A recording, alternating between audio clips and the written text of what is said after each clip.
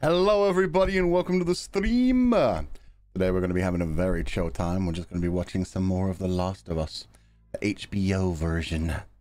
Yeah, I hope you're all having a good morning. We're just going to chat for a few minutes to go through a few things before we set it up and jump into the actual show. For one thing, as we always have to warn each other, it's on the pinned message, but I know some people don't read those. You're not going to be able to see any of the show or hear any of the show on this video, because that would get us a copyright strike and get us in trouble, and we don't want to make fights with HBO. Although now they're just called Max, which is weird as well.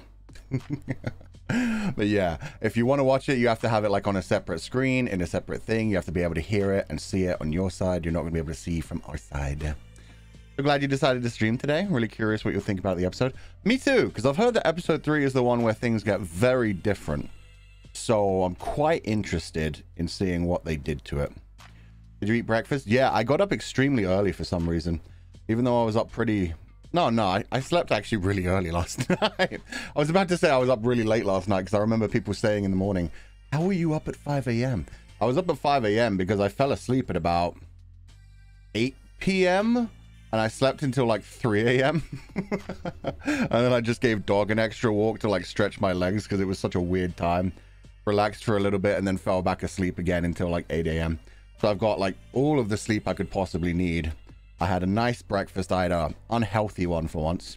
Instead of having like my usual healthy stuff, I went ahead and got a sausage, egg, and Gouda cheese bagel on an Asiago bagel. So yeah, I am full. I am happy. I'm content. I have water with me. I've walked the dog. I've got my air purifier on, so if you hear a little buzzing for once, it's not actually my air conditioner. It's actually pretty quiet. I don't think... Yeah, you can't even hear the buzzing, because that one doesn't have to point at me. I have an air purifier on just because the air quality is not great. Nowhere near as bad as some parts of the US right now, but air purifier is a good idea. Sounds like a nice breakfast. It was amazing. Hope that was enough for rest. Oh, it was great. Like I said, I fell asleep at 8 p.m.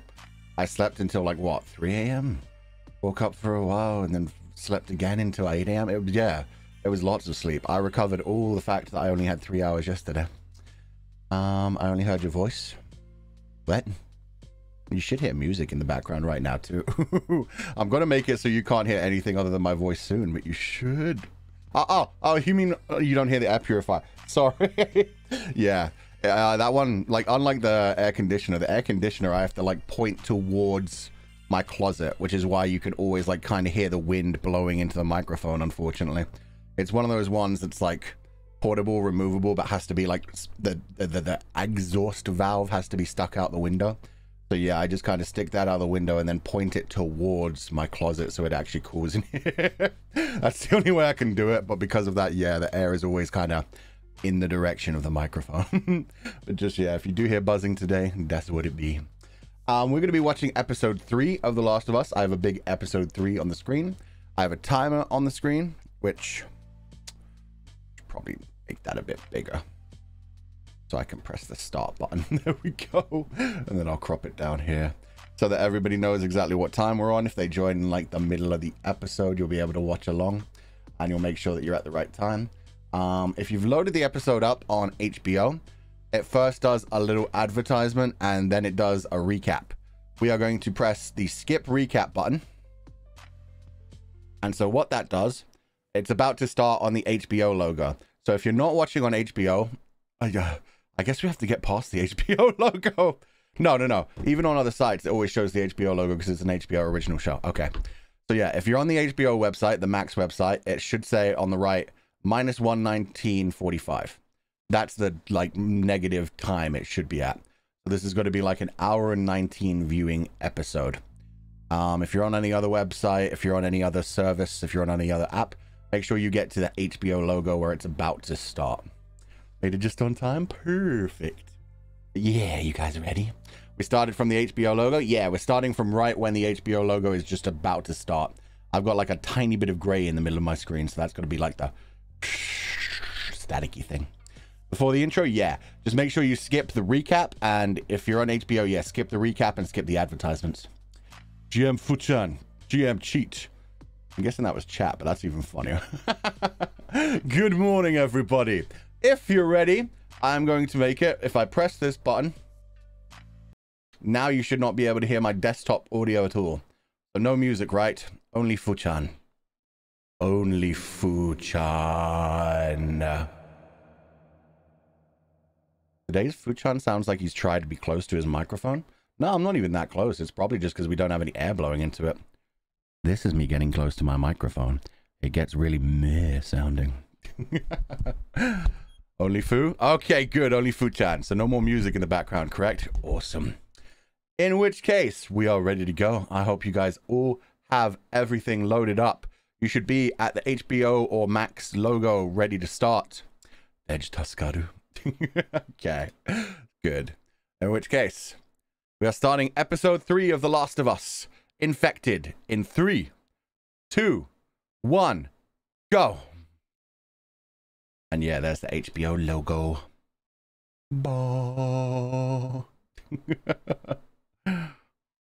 Okay, so yeah, it's actually the intro now. I forgot that this show had an intro. Ah, the lovely guitar music. Let's go. Bum, bum, bum. So glad I caught up to the first VOD in time. Perfect. Yeah, I tried to give people a lot of warning that we were going to end up doing this today to make sure whoever wanted to could actually join along. The music's so good. Yeah, it is. Very Tim Burton intro. I'm not sure if I'd call it a Tim Burton intro. I feel like these kinds of intros started popping up ever since Netflix dropped like Daredevil. I feel like Daredevil was the first big show that had an intro in this kind of style where it doesn't really show you too much. And the popularity seemed to explode from there, where they'd have like 3D renderings of like basic storyline imagery. Ever since Netflix did that with Daredevil, they started doing that with everything else. And I noticed a lot of other like adult series started to do that. Very Netflix, yeah. I mean, it spread from there because I mean, like, look at Game of Thrones where they show like the whole map and everything. In like a 3D storyboardy kind of way. Oh yeah, what happened last time, if you don't remember, we just got to the part where the woman died, and I forget the woman's name, Trish. She sacrificed herself to hold off the horde after she'd already been bitten. And so Joel not a happy boy right now. Oh, he made a can. Like cans. He's making a cairn. Tess, thank you. Where did Trish come from?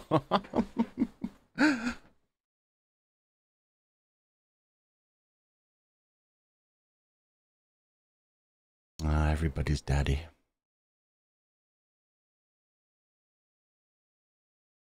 "10 miles west of Boston." Haven't gotten very far. Tess's sacrifice? Yeah. I mean, to be fair, she already knew she was dead, but still nice. Did her best. Oh, and she's traumatized. Another person who cared for her who died. Don't call us out like that. Oh.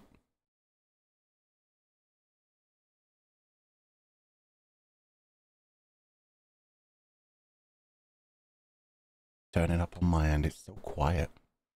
Music was so loud. Oh, sandwich.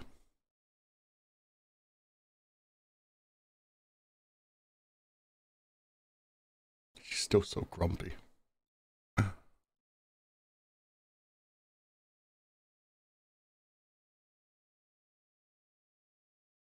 Yeah, at least nature's thriving without humans.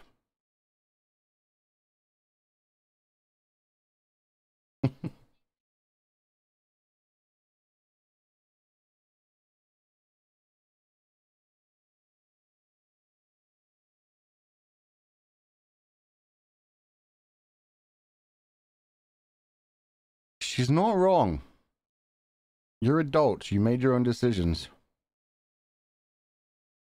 And he respects that. That's good.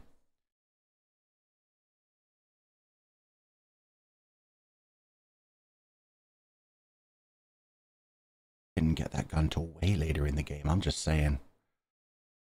Dude has an assault rifle in basically chapter 2. How dare.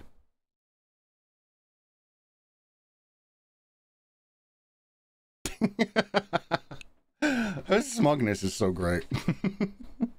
We can manage that. Come on, old man. Let's get moving. But yeah, no, he is everyone's daddy at this point. He's played so many daddy characters. I liked, there was an interview he did recently where they asked him if he thought he was an attractive daddy kind of person. And he said no. And that turned out that was a lie. And he laughed and he was like, okay, yeah. They asked her, you like, check out fan accounts? And he was like, yeah, I check out fan accounts on Instagram. And laughed.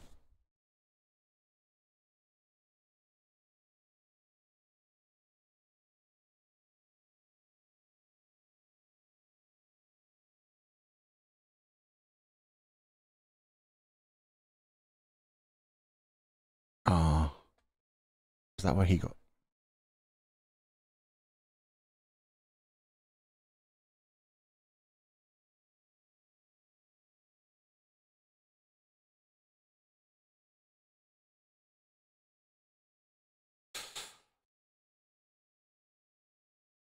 Oh, she doesn't know what knife she's twisting right now.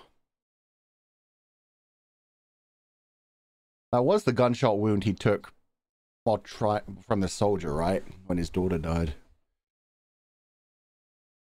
She still wants the gun. Poor Ellie.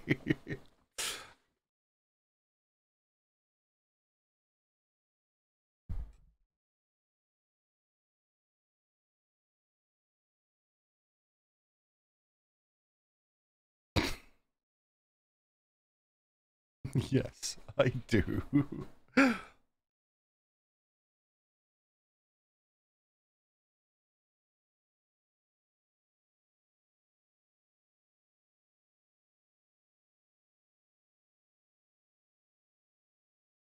Mortal Kombat, let's go.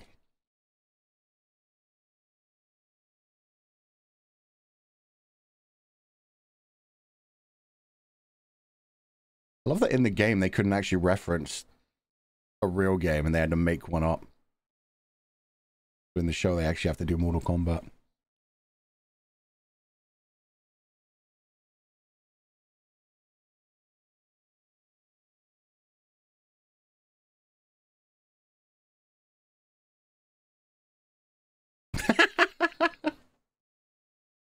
There anything bad in here? Just you.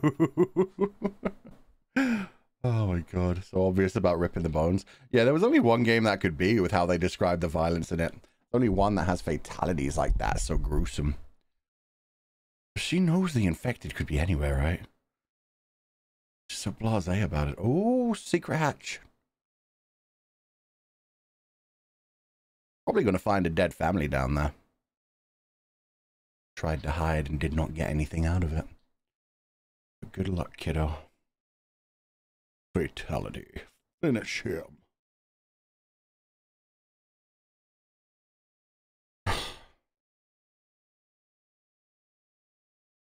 She's so dumb. Reinforcements, kid. They're important.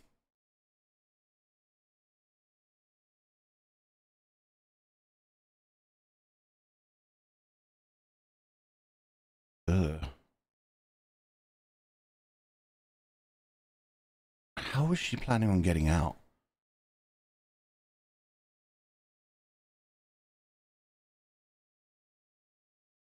Yeah, I don't think she can even jump that. Damn, she's dead. No way I would ever do that. No, because you have sense. Okay, she thinks she's made her way out. Not an easy one, though.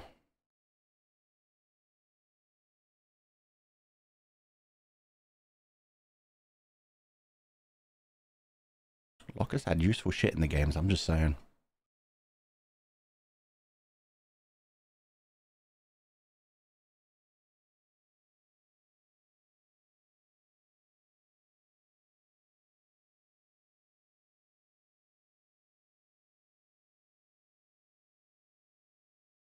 Oh, there we go. Ain't a clicker, at least. Oh, it's trapped under rubble, too.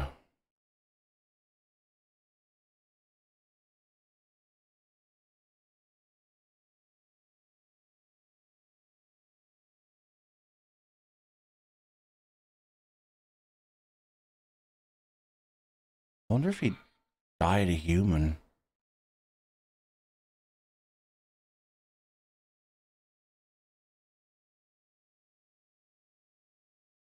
All I know is we've been there for a while.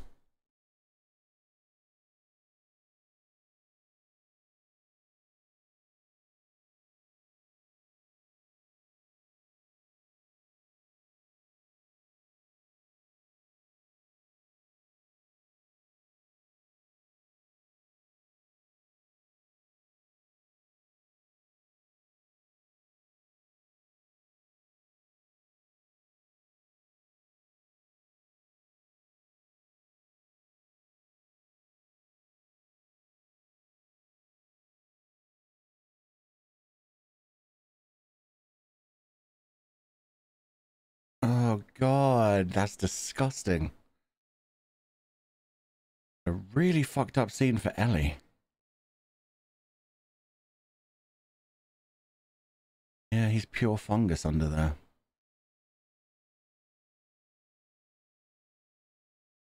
They should put him out of his misery.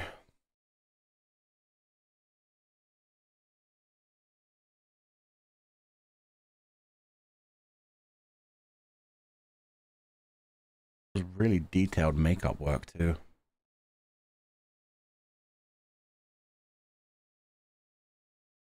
The white moldy looking shit just coming out of the cup.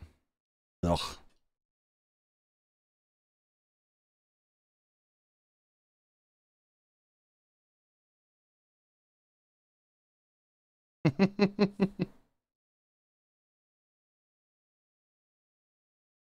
Really respect that shit too. The fact that she was just like, didn't even tell him what happened down there. She was just like, yeah, everything was good in there. Don't worry about it.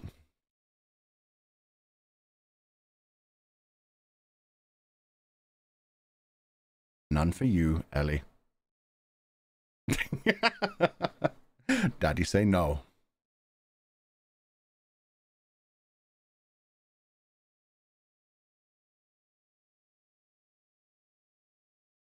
Look, Daddy should probably say yes to a smaller gun and teach her to shoot.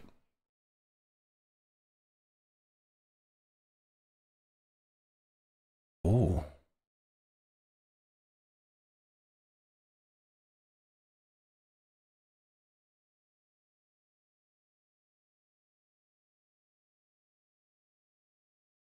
Yeah, pretty lucky.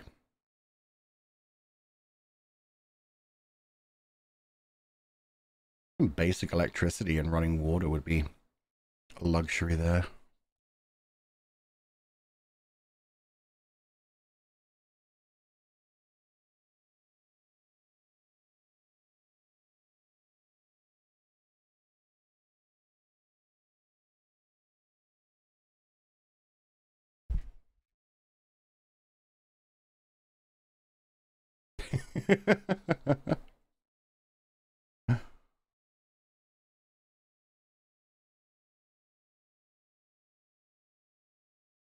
That hit really close to home. Jesus.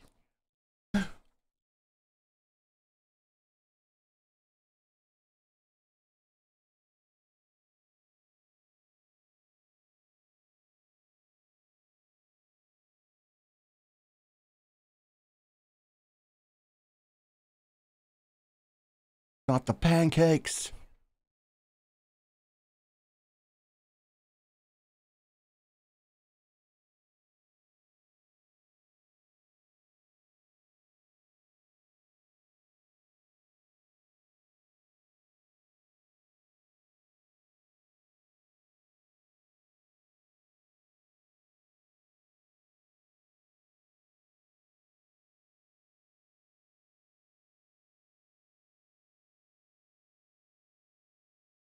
Hmm.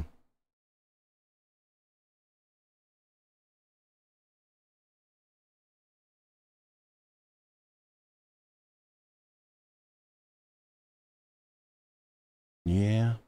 I'm glad they gave it a real explanation in this.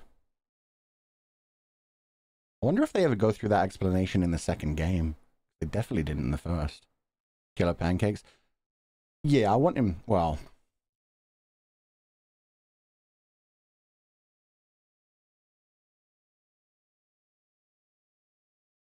Probably a lot of dead bodies, Ellie. He can traumatize you.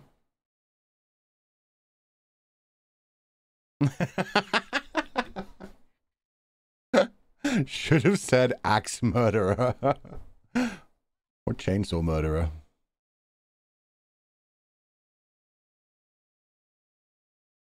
Here we go. Body dump, yeah.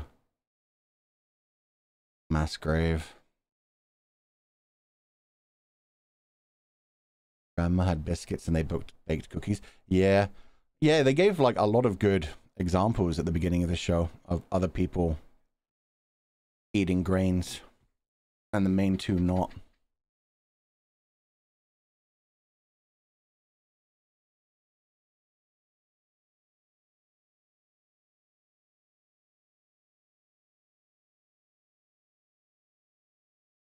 That's so fucked up. Uninfected people, they just killed them because there wasn't room.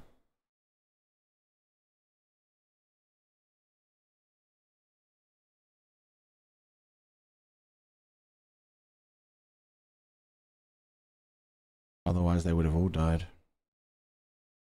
Too many people.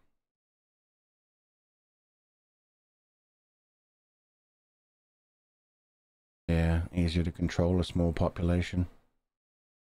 Oh, and that's a child. Oh, it's a baby! Oh, we're getting flashbacks for real. I mean, this probably would happen in real life as well, which sucks. They could have just turned them away instead, but yeah, I guess the thought process is if we let them go free, eventually they'll get bitten and they'll be more infected. Better to just kill anyone who we can't keep in our QZ. Jesus.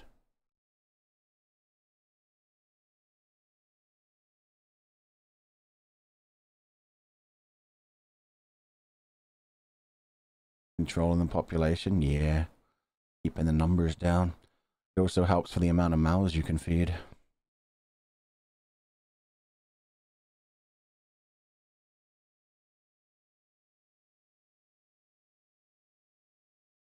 Oh, I thought this guy was in the... So this is Bill. I thought this guy was in the quarantine zone controlling shit. He's just a prepper. He's just hiding in his house. He's smart enough to realize that's not a good idea to go with them. Has his own little bunker underneath everything. Bill was ready. Yeah. Yeah, look at it. He's got his food. He's got his guns. He's... Oh my god, the amount of ammo.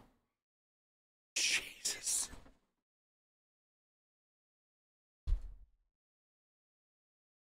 Look at that wine collection. Surprised the soldiers didn't ransack that shit. That's just the shit people see.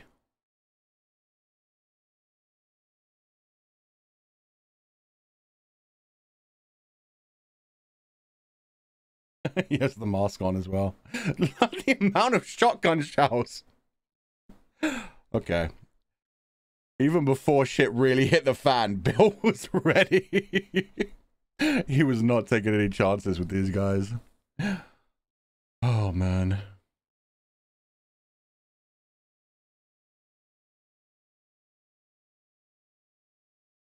Thriving in the apocalypse. Honestly, now that the soldiers are gone, yeah, go collect shit. He's taking the boat out? Are you kidding me?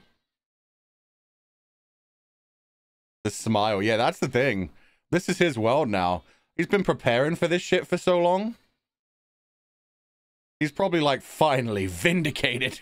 Do you know how much money I spent setting this shit up? Everybody told me I was crazy.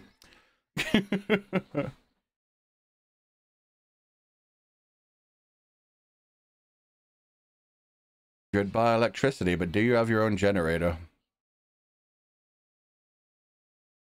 Oh, he's making his own.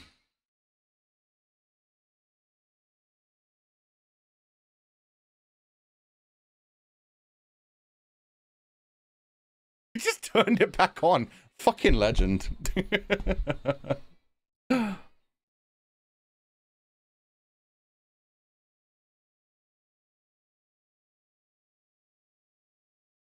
Yeah, no electricity, but you got gas. Means you get heat through the winter too. And his own generator. I fucking knew it. Legend. I wonder what he did for a living to have this kind of money.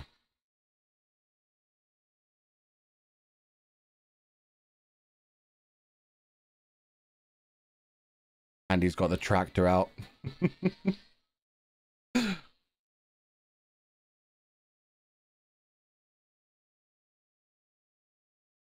That's his generator. Holy shit. I know, right? When I said I bet he had his own generator, I thought he was going to have one of those little tiny ones. That thing was massive.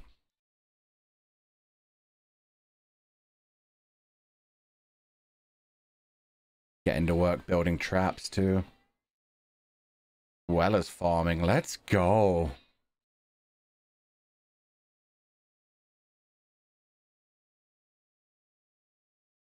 He's got fucking agriculture going already too. God damn. Man's prepared for life. Yeah, man's living better in the apocalypse than I do in my day-to-day. We cooked that steak. Well, I guess that was liver, right? Yeah. Cooked that liver real good too.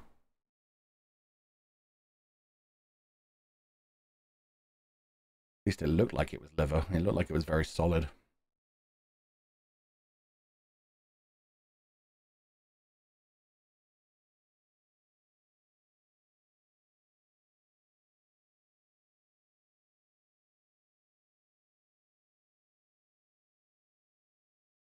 Yeah, at least the infected don't think. Don't even have to hide the traps for these ones. Sick.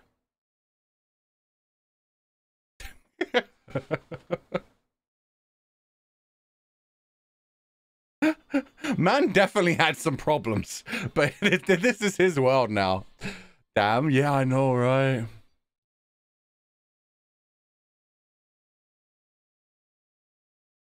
He has his own gated community now. He's doing better than the quarantine zone. Jeez. He had problems, now he has solutions.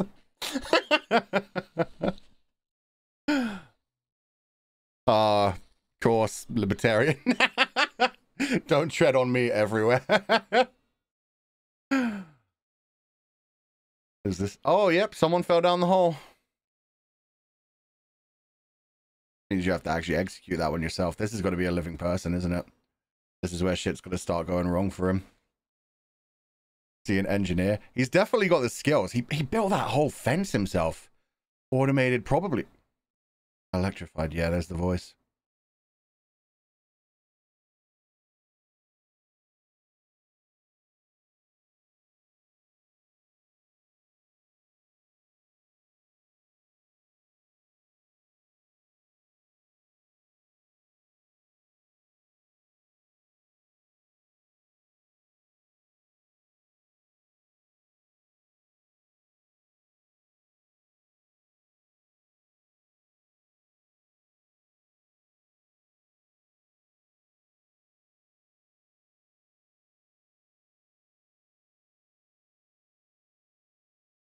Kneecap him.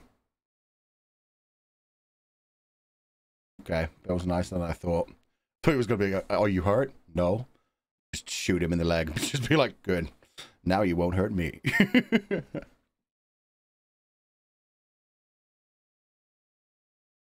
Damn. He's way more trusting than I expected.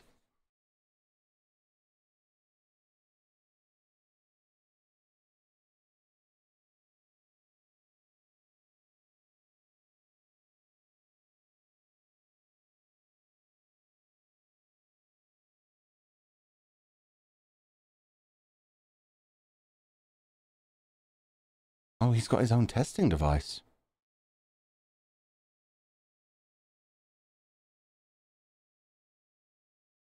First person he's seen in a while. Yeah, and come to think of it, it's been 4 years, and this seems to be the first time he's found a human, like a living human.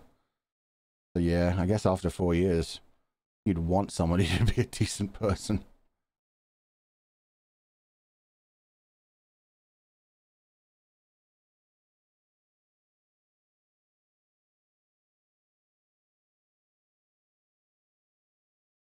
Yeah, 2 days is enough.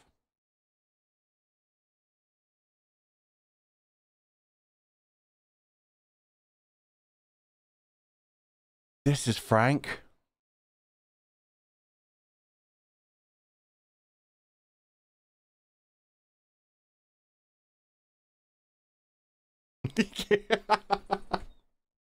Don't be a smartass when a gun's pointed at you.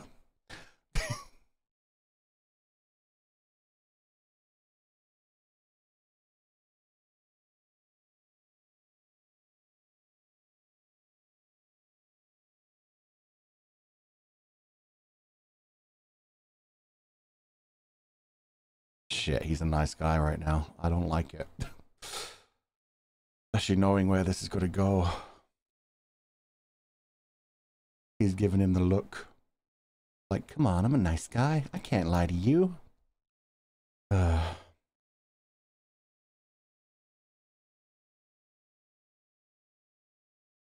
puppy eyes, exactly. Evil man would have just been able to shoot him in the hole. That was too nice.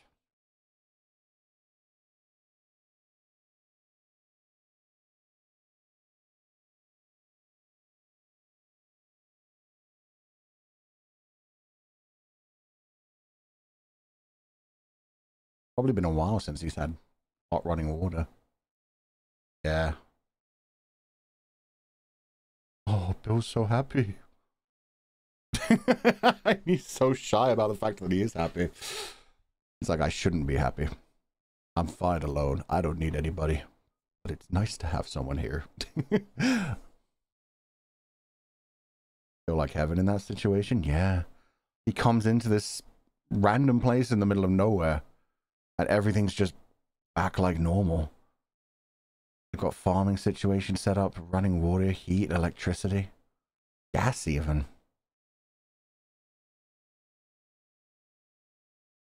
Really stumbled through that door though.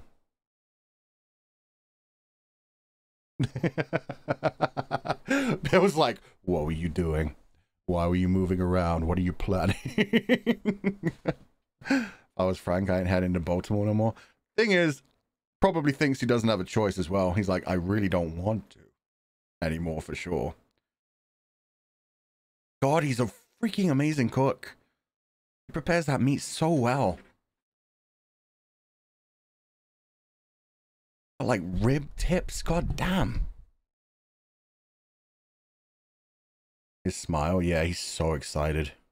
I'm sure in the QZ, yeah, I mean, we've seen it. The rations they get are tiny and it's basic ass food. Even for the soldiers.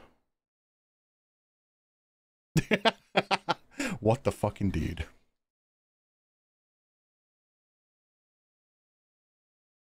And yeah, popping a brand new bottle. Probably a fancy ass one too, since he raided the local liquor store. Probably got all the most expensive ones. Oh yeah, look at that shit.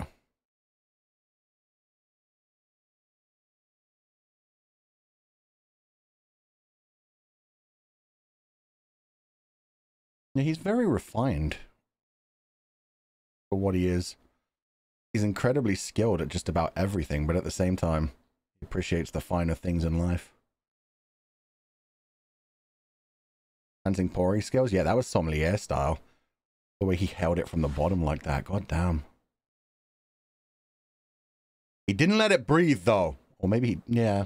No, he didn't let it breathe. How dare.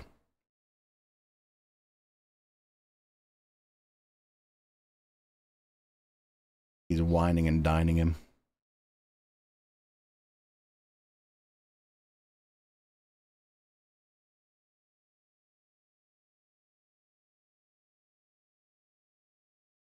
Sous chef showing. I don't even know what wines to pair with things. That's beyond my skills. I know red goes with meat and white goes with like sweeter things. That's about it.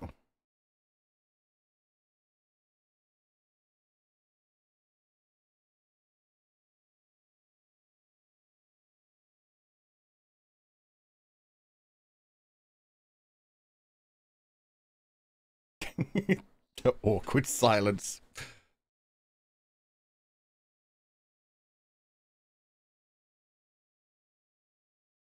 I knew it was going to be piano.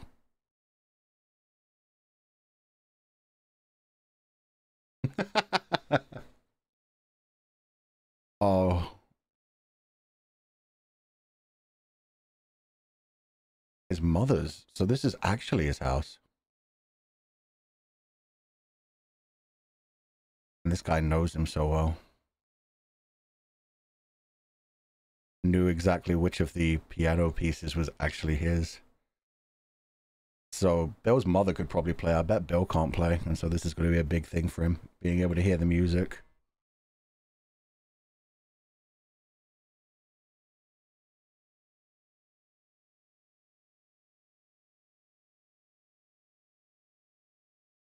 Is it okay to make noise? Yeah, they have a giant fence and defense system around the whole area. They have like farmland there. He's horrible, yeah. I think that's the piano rather than his playing. It's because it's antique.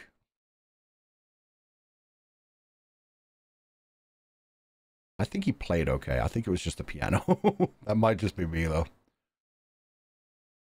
It still must have been the best thing Bill's heard in ages.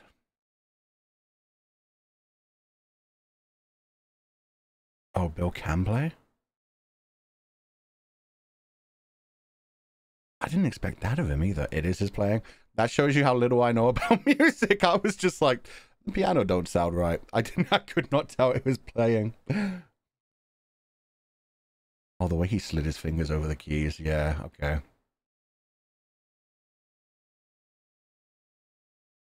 That's completely fucking different, Jesus.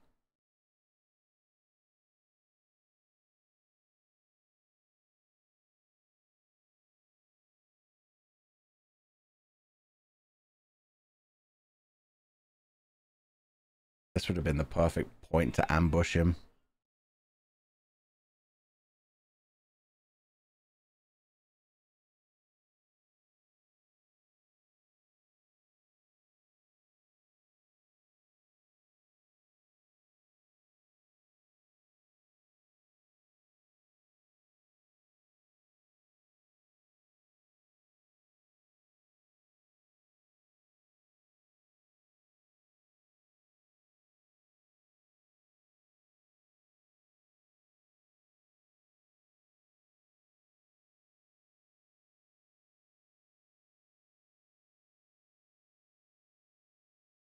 Oh, he's about to cry.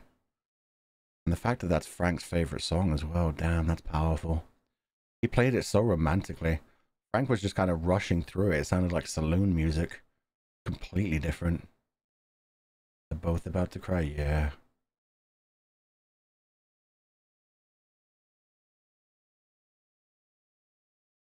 Oh, of course he said girl. About that.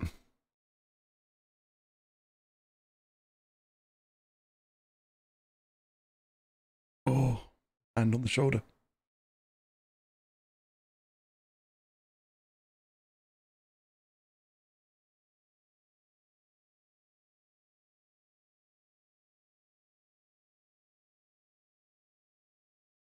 Oh, the way Bill was shaking there. Tried to resist it so hard at first.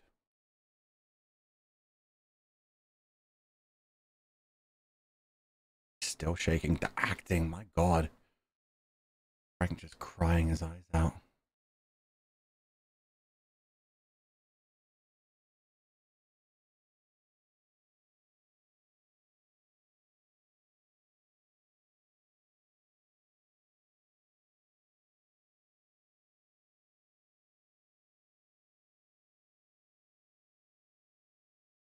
They're so cute. Ah, Frank better have actually caught feelings. Even though those of us who played the game knows the way this ends. Oh, the music. That got dark pretty quickly. He better not be playing him. I hope he caught feelings and things go different. I won't say anything. But yeah, he better not be fucking playing him. Man is crying. There has to be some feelings. The feelings could be survival though. Like you can be amazed by someone playing. Oh my God. Frank's body, though. God damn. He's got like the perfect amount of muscle. Chest hair. God damn. Sorry. Things. Happy Pride Month, y'all.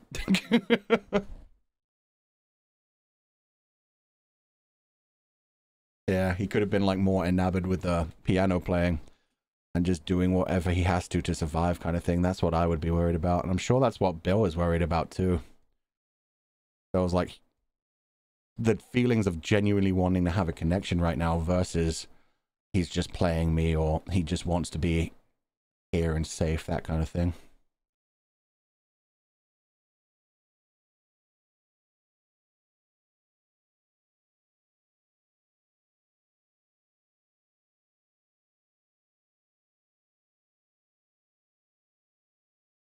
Oh, he's teaching him.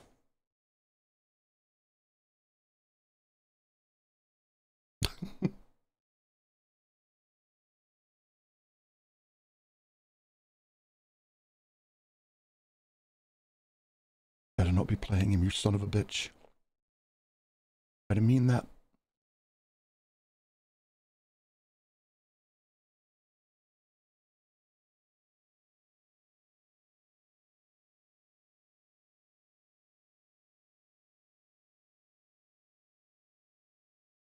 Even this script is written so well to the point where you're like, that line could have been very romantic, or it could have been, by the way, I'm staying for a few more days. I want more food and I want more safety. Keeps you guessing, keeps you on your feet.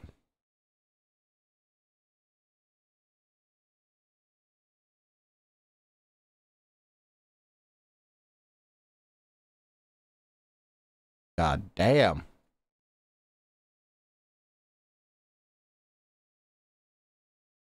Oh, there we go. 3 years later.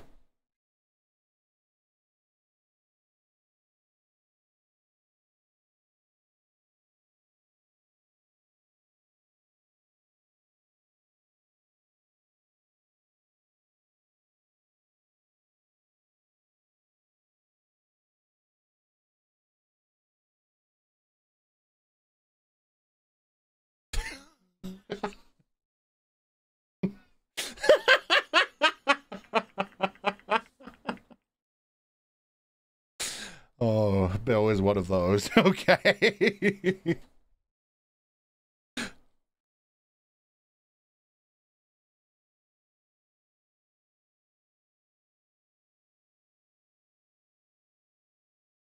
He just wants to make things pretty. It sounds like. I can't be sure. 3 years, though. That's a long relationship.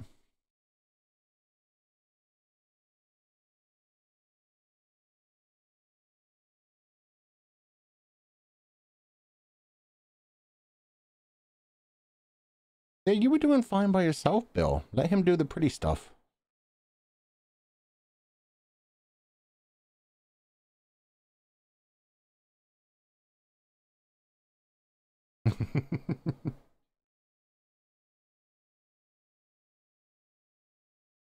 Bill. Oh, he wants to bring more people in, too. That's a problem.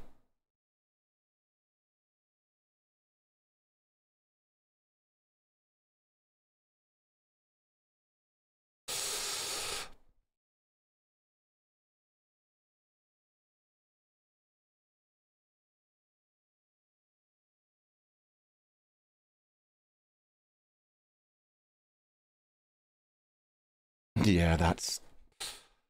So... Oh, he actually managed to win, though. They brought him around. He had the gun pointed. Oh, shit, Joel. And Tess. Oh, wow. I just admitted that, though.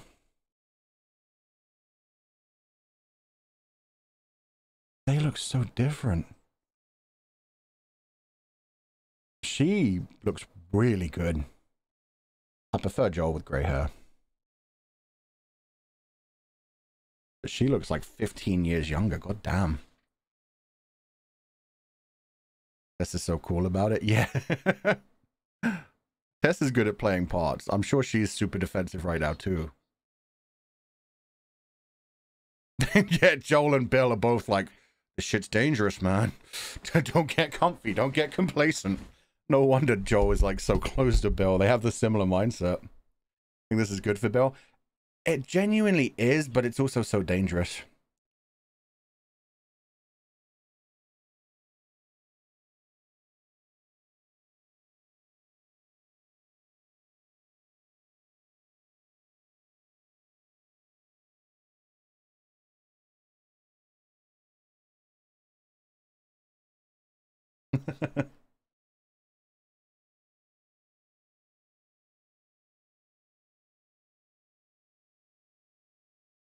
Get that god out of me. Let's go.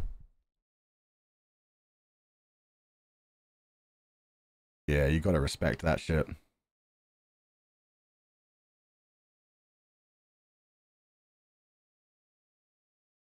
If mine, yeah.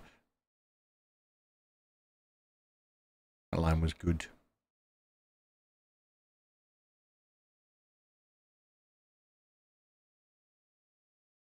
But your man does. Man wants more.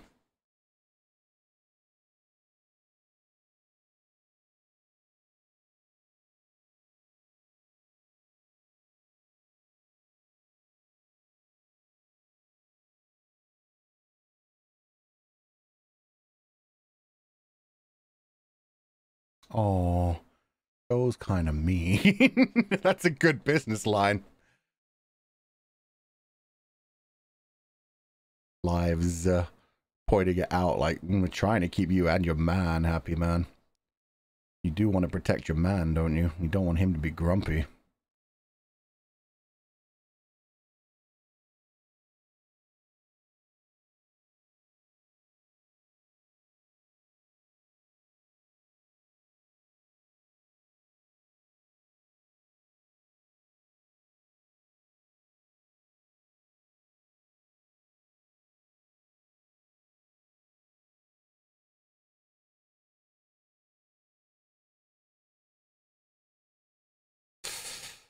You don't know that, though. That's the thing. It's not just the social thing. Like, you would need friends in that kind of scenario. It's just, yeah, as soon as you run into more people with more guns, you're fucked. But then also, yeah, especially for Frank, clearly, Frank needs socialization. Frank needs friends. Frank needs things to feel a bit more homey. Oh, it doesn't look like he took the aluminum. Like he just reinforced the failing fence.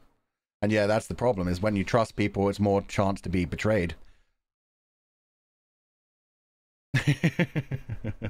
Like Joel and Tess could have quite easily been the raiders. They could have gone back home, found like 5 to 10 other people, and come back in the night. You never know.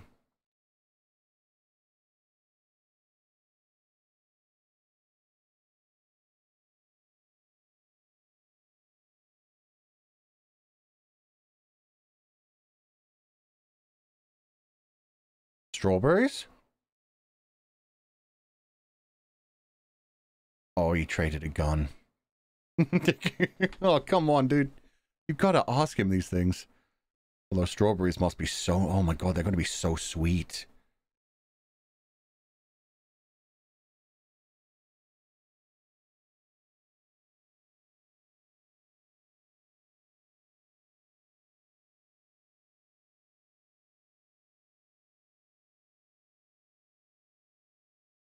That's the thing. Bill was surviving before. Now he's living.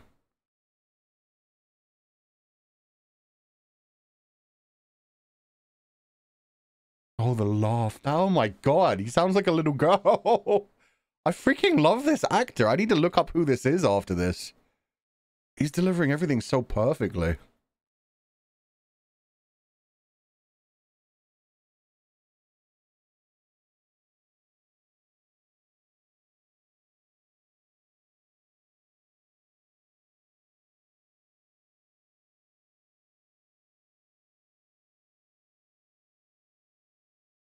Aww.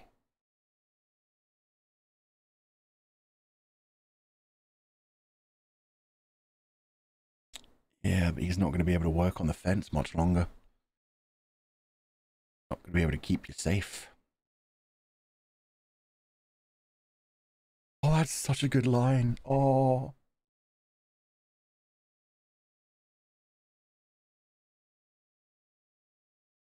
Fuck, that genuinely made me so emotional. This is like Joel's happy route if he was able to find someone he loved again. Take it back to the bedroom. Better for your back anyway, old man. But yeah, the fact that he was able to find love at that point, god damn.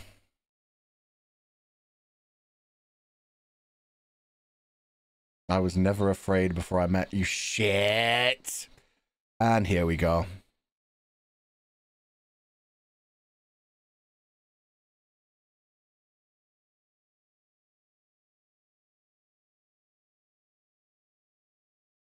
Oh, fuck yeah. Got a flamethrower trap?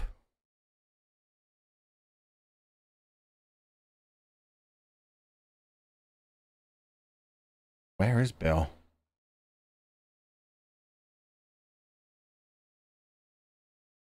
Where's... Shit. Frank, go get a gun. Get underground.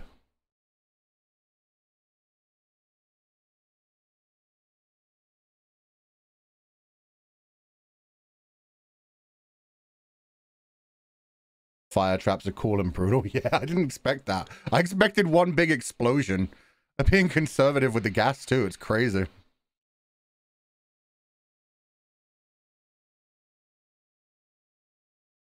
Oh, there's Bill. Bill's already fighting. Oh.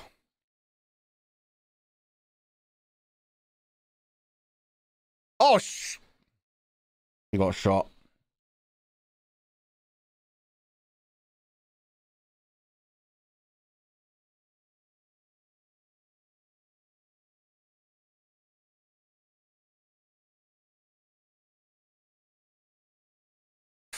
Why is he in the middle of the road?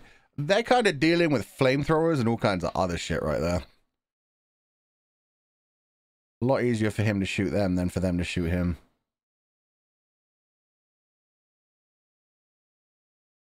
I think at this point, like, yeah, the man's pretty old. I don't think he's able to, like, lay down and snipe.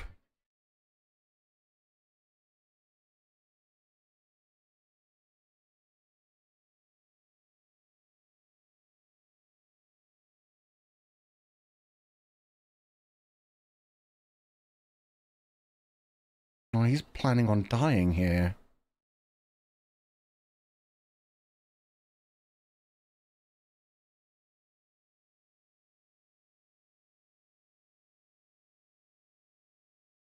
He only worries about taking care of Frank, thinking he's dying. God damn.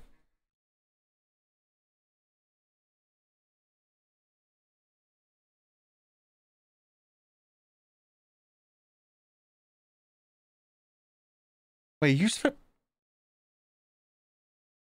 he actually dies in this version?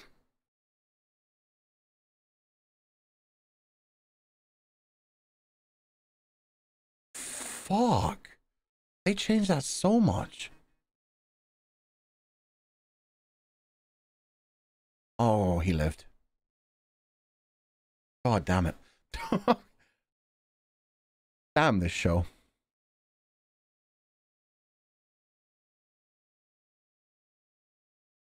"10 years later?"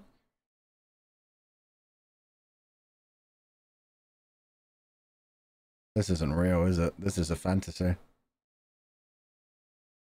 I think this is in Bill's head. A fantasy where he lived and he's still taking care of him, even though he's the younger, healthier one. He painted a picture of Joel. God damn.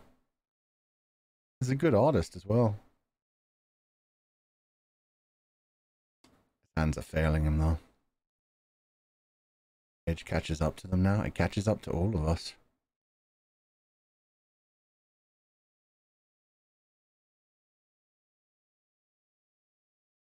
Oh, now he's painting him.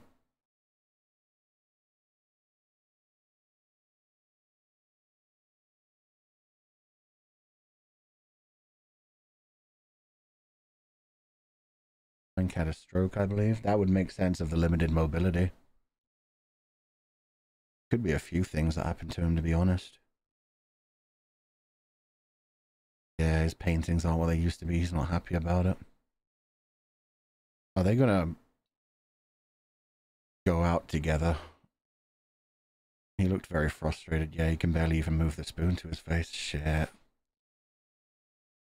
Yeah, it could be a stroke, but I mean, strokes normally affect like parts of your body, right? So that could be like ALS or a nerve condition.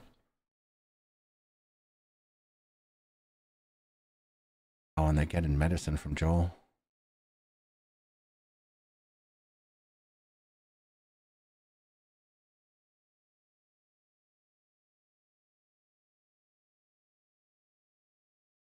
Oh, just means still alive. Yeah, that's what you say when you're young, but you actually feel the effects.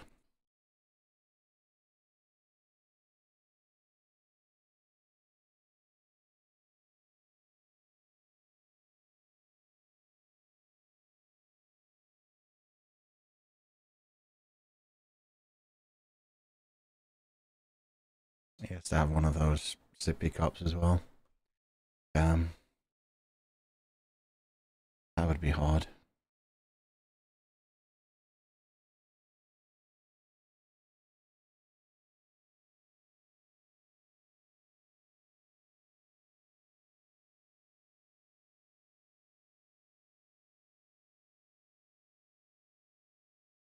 They support each other? They do, but for the one that's being supported, that's very hard.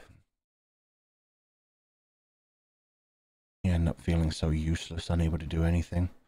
Like it would be better if you just weren't there. He can't even paint anymore. He's completely unfulfilled. Yeah, he couldn't even sleep. It's just going to be painful as fuck.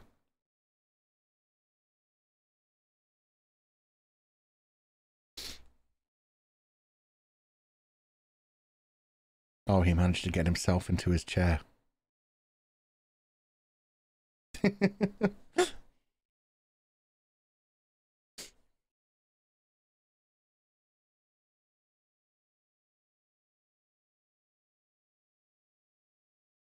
Yeah, I knew it.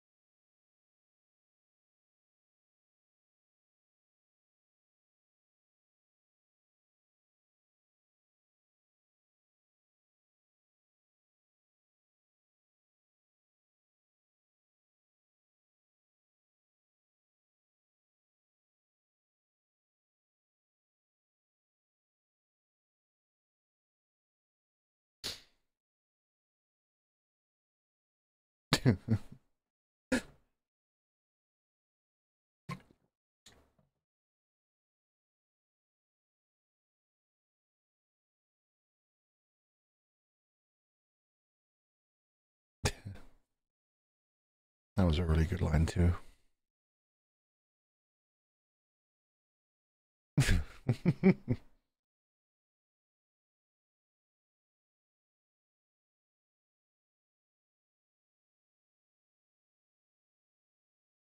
Oh, look at all the paintings on the wall too.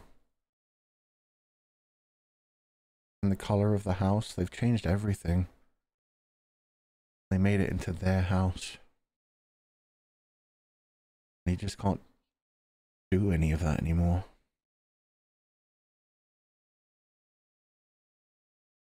Go out peacefully. Just fall asleep. That's so painful for Bill though.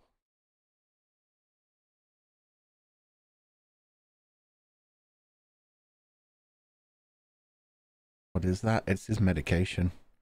It's probably pain pills as well as a bunch of other things. Things to just numb the pain. Make it progress less.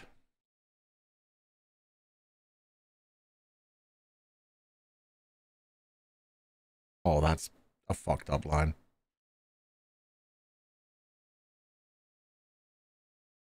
Don't put it on someone else, dude.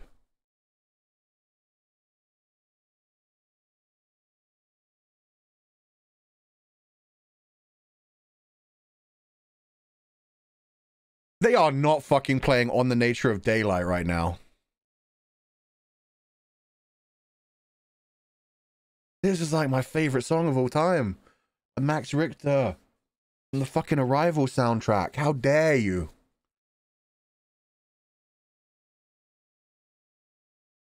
Killing Frankie was to kill himself. Yeah. He said he didn't fear anything until he met him. He was fine just being alone. He was fine just surviving. But now he knows what it feels like to actually be loved by someone. And he has to assist his suicide. Song makes me cry in Arrival too. Yeah, it's so good. You can feel the emotions in it throughout it. Oh. They just renew their vows? God fucking damn it. Or did they never get married before?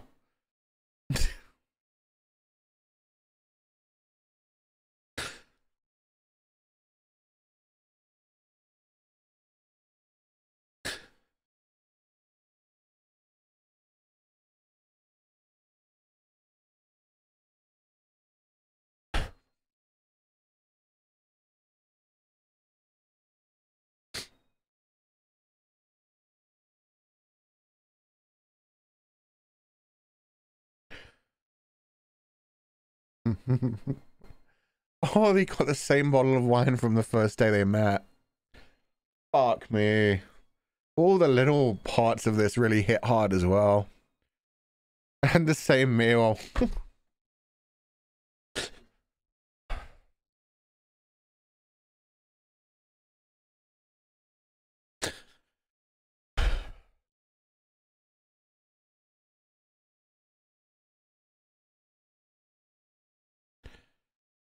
He's not going to be able to drink the wine though. It's going to make that super uncomfortable for everyone. Going to need a straw.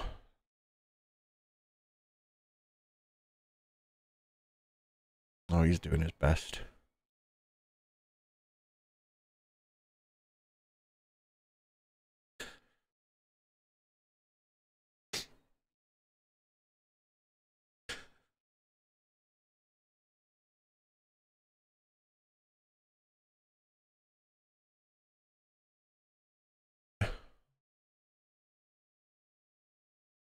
He didn't even manage to eat much of the food.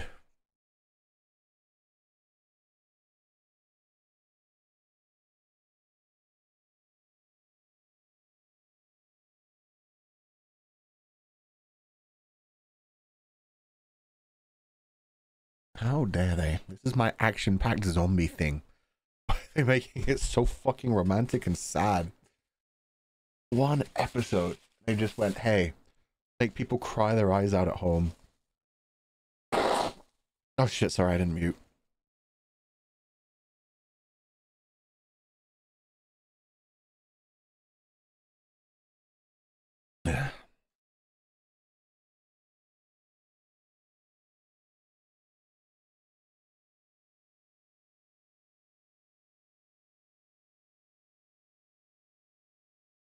He's going to put it in both of their glasses, isn't he? Joe's going to get her and find them still in the bed.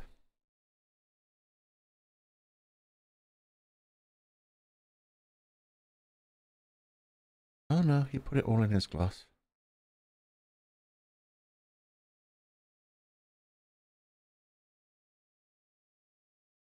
No worries, we all crying. Yeah. That was just so well done. Especially since I was just waiting for what happened in the game. God damn, they changed that so much. Show directors were really just like, nah, we're going to make our own beautiful love story. Beautiful love tragedy in the middle of everything.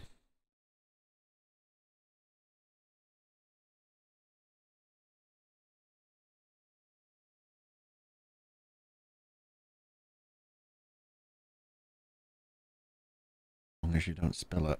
That's what I'm worried about happening.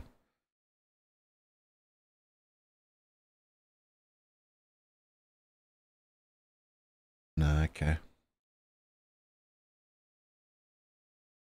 You really wanted that.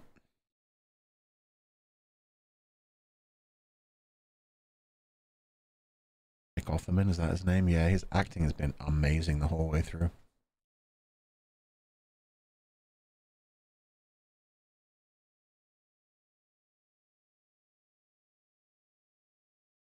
He did already take off.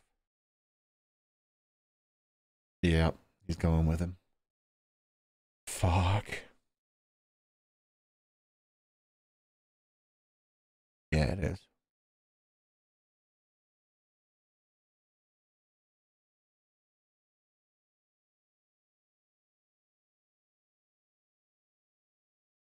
Oh.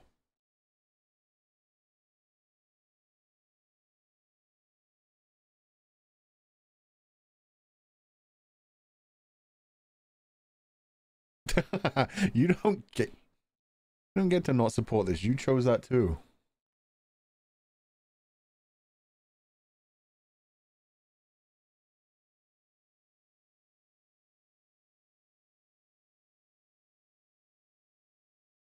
Incredibly sad.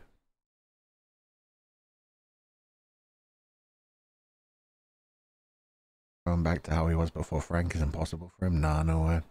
Look at the house. I remember when he showed up, everything was just covered in dust. Everything was just the way Bill's mom left it, let's be honest. He wasn't living, he was surviving. Now they've lived. They've built a house together. They've been together for what, 17 years? And Bill's changed with him. Bill trusts Joel. Bill loves him. Bill has a life thanks to him.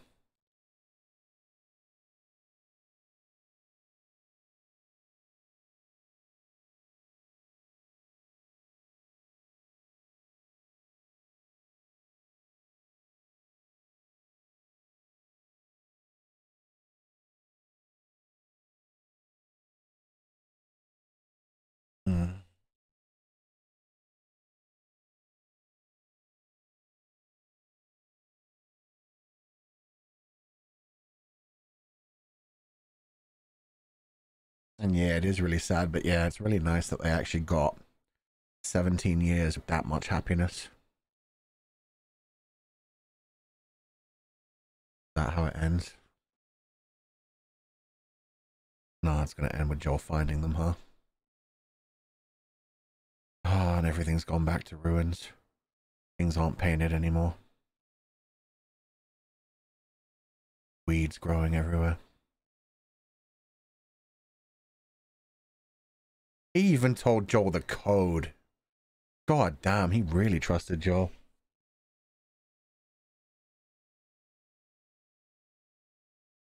Surprised the fence is intact still, yeah. It looked like it was quite battered up when they first got raided. Did a good job maintaining it. Oh, the flowers are dead too. House they built together is run down.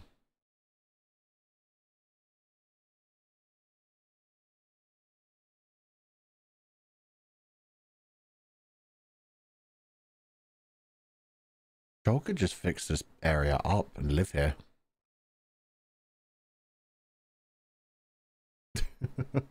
Ellie's like, holy shit. So this is what the world was like in the past.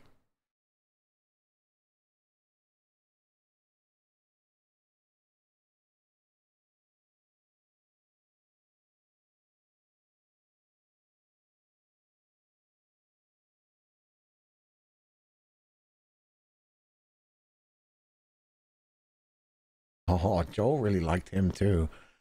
That was a little tiny bit of humanity for Joel that we don't see often. He couldn't even respond to what if they were gone. He was just like, no, I don't want to think about that. They didn't die that long ago. Yeah, there's still meat on the ribs a little bit. So I'd say they probably only died like within a month ago. It's not even like super disgusting.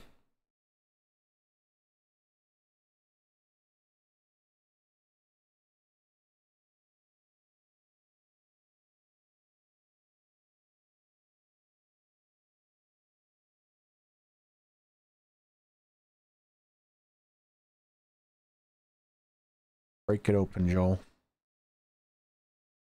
Gotta know. Oh, they left the letter. Shit. He doesn't have to go in then. That's good. A letter from Bill instead of a letter from Frank. God damn. These showrunners were really good. But probably Joel, damn it.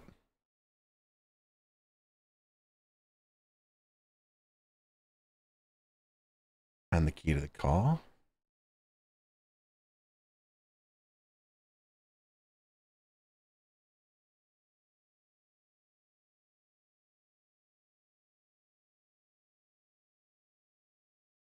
Dust, yeah, the dust came back. Nobody living there anymore.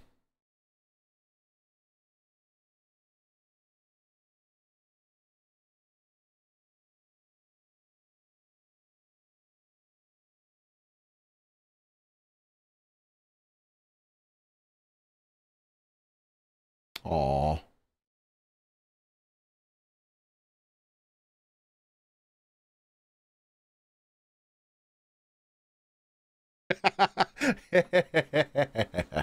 God damn it.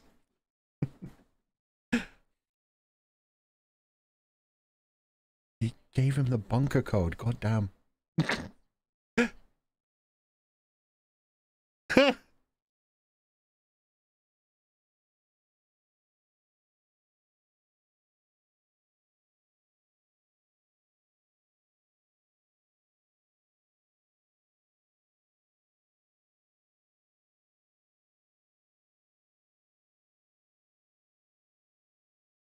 God damn, man.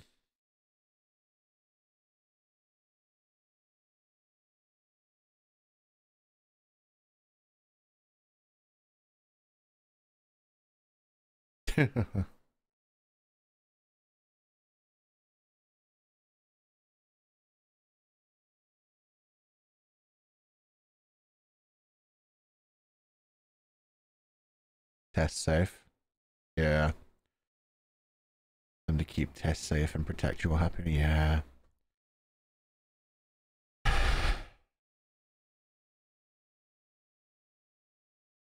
They really added to, like, it's less ambiguous, the relationship with Tess in this.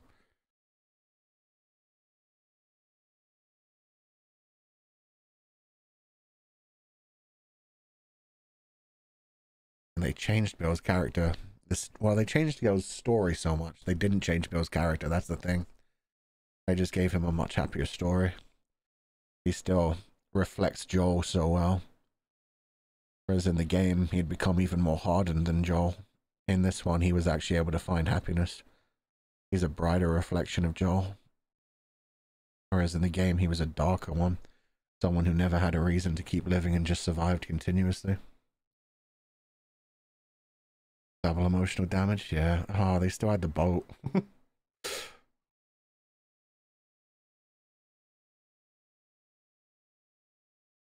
Bill and Frank had more backstory, yeah. It makes you wonder, because I think that was the kind of thing they were aiming for in the game as well, where it was like Bill and Frank had a relationship, but then Frank just betrayed him, essentially. Whether he actually meant it, that he never liked him from the beginning, or if it was like actually true. Left him so much shit.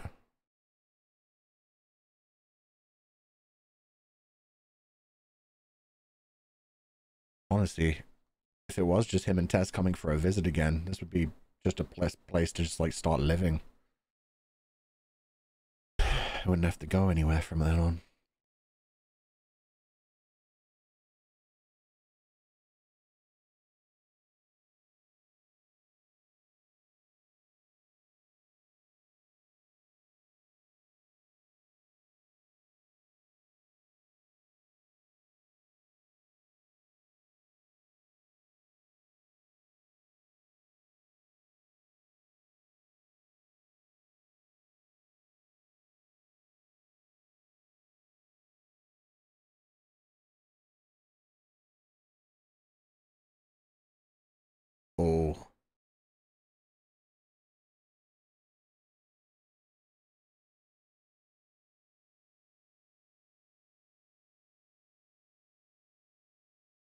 Yeah, Tess isn't even the biggest part of his trauma, little girl.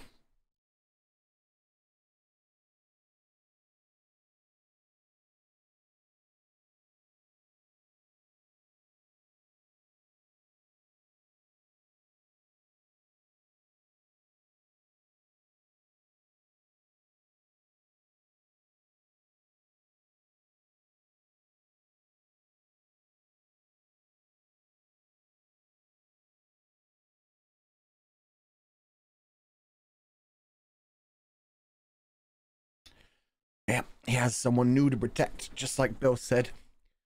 Men like them, they protect those who can't. First one will just hurt even more in the long run, though. Yeah. Finding that letter from Frank would hurt.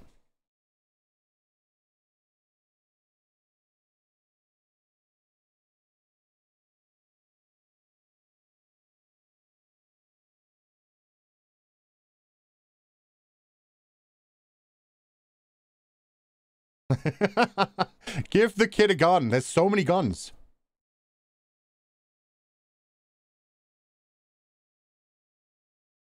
He had so much ammo. That tied together so well with Joe starting to get more attached. Yeah. It works pretty well. Like, that was one line in the game that hit me really hard when Joel was leaving Bill. And I think he said something along the lines of, I can't even remember. He called him an idiot in some way, but it basically... Hot water time. Don't call a man stinky. He's doing his best. But yeah, he like just essentially said, I can see you already care about Ellie. Like, you're fucked, dude. You're already on that road.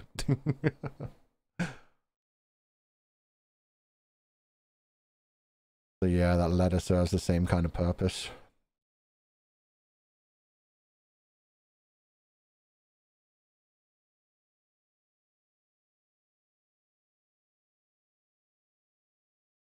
Oh, she found the gun. Yeah. Knew that was going to happen. Doesn't have any ammo, though.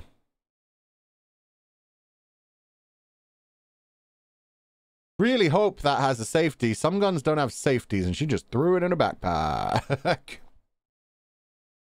Oh shit, he shaved and everything too. And they have deodorant. She's actually looks like Ellie now. She's wearing the clothes. God damn. Frank's gun? Yeah.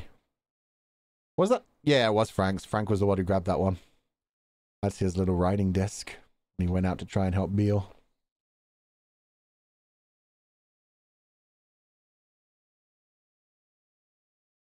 His face.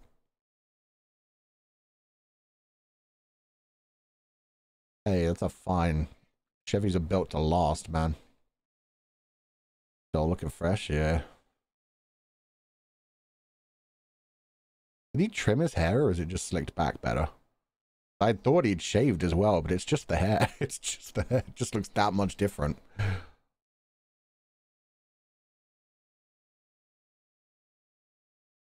He's so happy.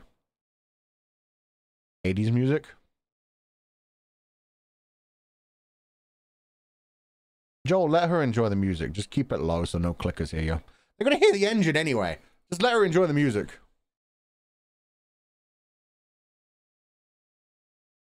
Oh, it's Linda Ronstadt.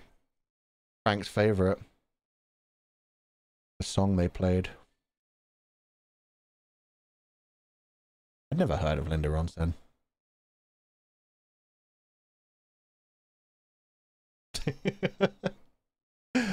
Oh, Joel likes it. Screw you, Ellie. Yeah, it's the same song.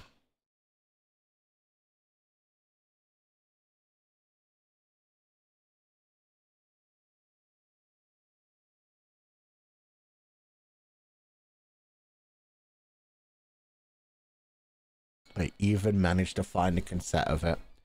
God damn it. That was a good episode. I didn't expect that.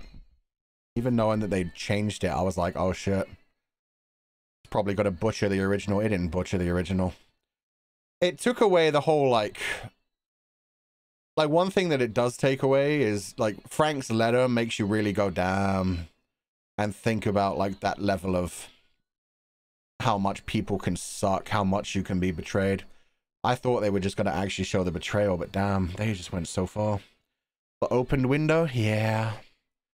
They didn't want their house to get stinked up. It was their house. Fuck, man.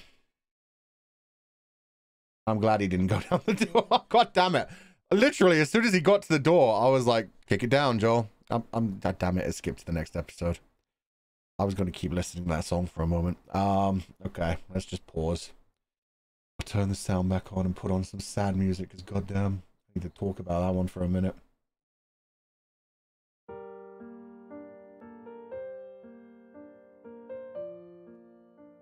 But yeah, it gets rid of, like, one of the things that they drove home hard in The Last of Us, the game, was the whole idea that humans scary, humans betray, humans bad. And yeah, Frank was one of the biggest moments of that, when you realize that Frank and Bill actually had a relationship, and then, like, Bill was mourning him so much, just calling him an idiot and everything, but being all tsundere about it. You could tell how much he cared about him, how much he loved him. And him just being like, yeah, he went out on his own and got himself killed, blah, blah, blah. Idiot, dumbass. And you could tell there was pain there. But then you find the letter and Frank's just like, I never liked you, Bill, you piece of shit, you crazy asshole, I'm leaving. And ended up dying. Oh, God. Basically was a divorced couple. Yeah, and they really, like, hinted that they were going down that path when it, like, skipped 3 years and they were having their domestic disputes. Nick Offerman did an amazing job as Bill. I know him as Ron Swanson from Parks and Rec. I never watched Parks and Rec. I knew I recognized his face from somewhere, though. He's been on so many memes. Going from that, because that's more of a comedy show than anything, right? So going from that to that incredibly dramatic shit. Oh my God. Didn't expect it would be that great. No, me neither. All I had heard that it was very different from the show, but I'd never heard anyone say what actually happened in it. They really directed that so beautifully. It fucking crushed me. Used my favorite song of all time. How dare they? As soon as I heard the first couple sounds, I was like, that's not, is it? Oh, man. Really amazing performance here. Yeah. It definitely went a different route from the game, but it added another type of emotional damage. Yeah. And it still kept... That's what I love. It kept Bill's character. It gave us a character to imagine for Frank. They didn't necessarily, like... We don't know that that's the way they wanted Frank to be in the game. But it gave a character that I like for Frank, and it gave, like, Bill this whole, like, strengthened thing where it was like, he's still like Joel. He still has that kind of, like, I wanted to protect people, I wanted to look after people, I don't trust other people, I'm fine by my own, I'm strong, I can do this. But then it also gave him a reason to actually live. It gave him a love that he couldn't live without. And it really... yeah, it changes his character just that much. Because Bill in the game, after Frank left, got pissed off because obviously he thought he abandoned me. He left by himself, went out by himself, probably got himself killed, the dumbass. I wonder how much it changes when we actually, like, show him the letter in the game. Oof. Emotional and beautiful song. Yeah, the song was really good as well. I don't know, I watched it from the first Happy Pride Month. Yeah, I cried like twice through that. I cried, oh God. But he was first, like, breaking down, and you could tell he couldn't do things for himself, and it was like, he doesn't want to live like this anymore. That was bad enough, but then them having that perfect day at the end, where they recreated their meeting with, like, the dinner and everything, and they also, I'd imagine, renewed their vows. I'd imagine they'd already gotten married before that at some point, but maybe not. They had a marriage ceremony either way. It seemed like they basically just relived all of the best memories that they had in their life. And just made it one final incredible day for them. Was never afraid before I met you. Yeah, that was really good. And some of Frank's lines were good. I can't remember them as much, but just Frank really did bring joy to his life. Because it was like, when he first started with the whole, like, I live here too. It's my life as well. Let me make it look good. Like, just trying to fix things up. It was like, you kind of like understand Bill's thing where it's like, who gives a damn? We're surviving. We're having fun. We only need each other. But yeah, Frank actually genuinely made Bill feel alive. The strawberries, yeah. Frank was even fine with him trading one of his guns away. He's like, which gun? But then he like realized and was like, it's fine. Strawberries. Strawberries are good. It was a nice surprise. We've got enough guns, I guess. They're just really sweet, but it's also real, like couple fights and stuff. Yeah. The fact that they were able to like keep it together in this is really nice. It would have been really real even if they did the thing from the game where it was like couple had a fight and then boom, they just couldn't be together after that. Because I mean, that kind of shit happens. But it was really powerful this way. I'm gonna stay for a few days, and he stayed for 17 years. Yeah, I liked that. I'm not a whore, just so you know. So if we do this, I'm gonna stay for a few days. 3 years later, and they were having a fight. They really, I love that as well. They used the fact that people knew the game against them. With the whole, like, everything that Frank was saying at the beginning was like, I don't trust you. This feels like you're using him. And yeah, that was so good. I remember the story for sure. Yeah, it was powerful. Okay, now what I'm going to do, I'm going to play this. Oh, no, I'm not, because I need to mute things. Okay, music's going off. We're going to continue into, for one thing, I'm going to change that. Episode 4. So load up episode 4 if you want to join us. Definitely watch episode 4 to get that sadness out of here. Damn, ending on episode 3 would have been amazing if we'd done the first 3 together. Cottagecore? Yeah, exactly. They just lived off the land. They stayed together. They did it well. And let's see what we have to get through on the HBO version. Okay, so it's just a recap this time. It's not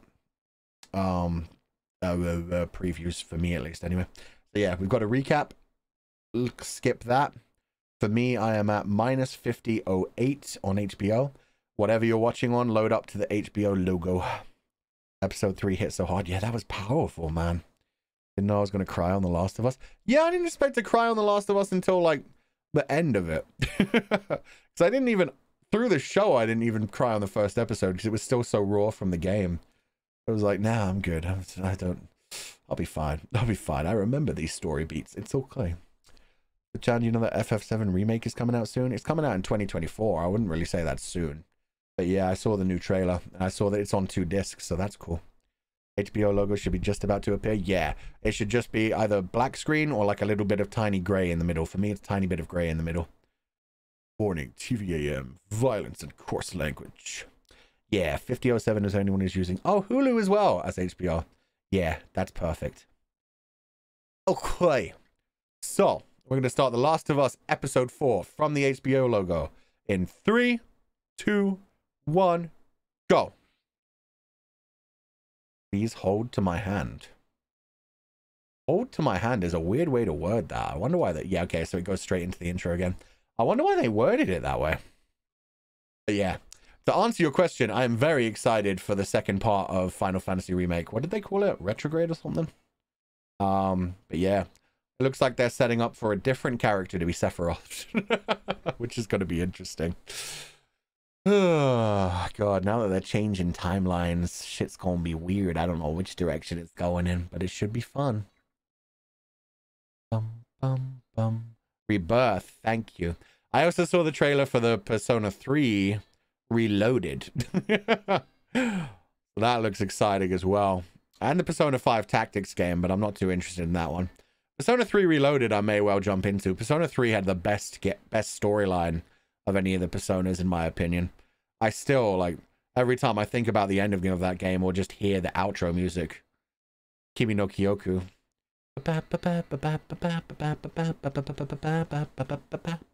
Start crying like a little bitch. So yeah, I might play that when it comes out, if they let us. Okay, into the actual episode. She's got a gun. This is a terrible development. If Joel knew she had a gun, he could teach her. But since she just has a gun, this is dangerous.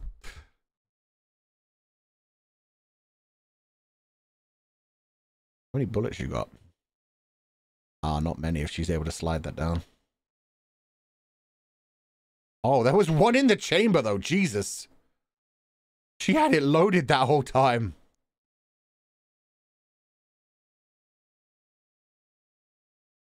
And she just straight up put another in the chamber. Fantastic. Gonna end up going off in a backpack, I swear.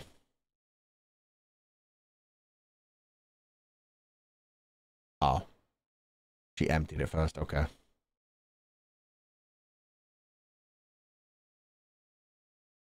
She's obsessed. She's sniffing it too.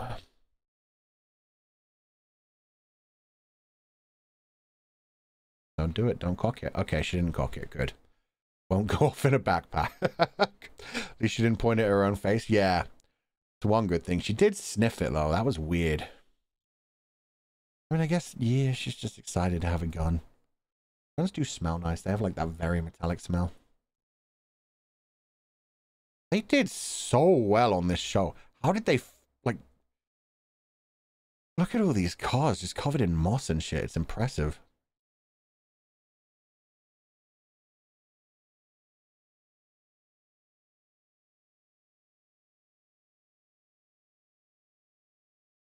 I didn't know gas broke down either.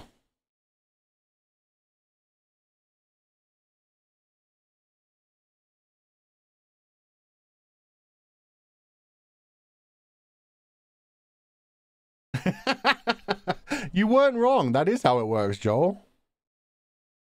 You blow in through the top. It has nowhere to go other than the bottom because you've sealed up the other end. It goes down and out. Chill, Ellie. He teach you.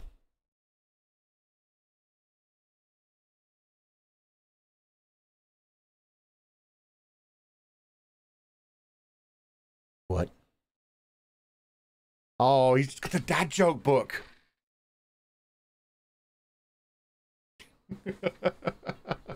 No pun intended. God damn it.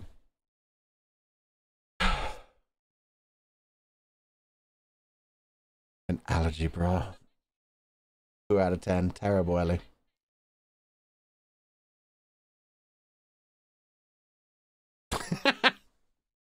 It dawned on me it was pretty good. 8 out of 10.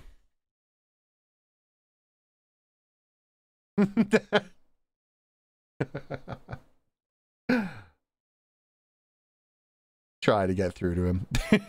Him just being like, no, none of that. No, put it away. Bad joke, but great dad joke. That's the thing. Dad jokes don't have to be good. They just have to either be smart or so dumb that it's funny. Ooh, yeah, you're not gonna like when you see the tank.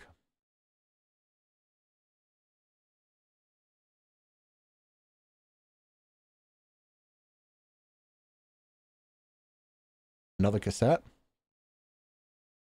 Hank Williams. Never heard of him either.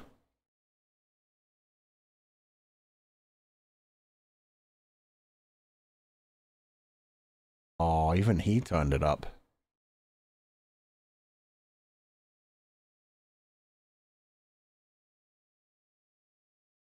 Oh no, the porn magazine.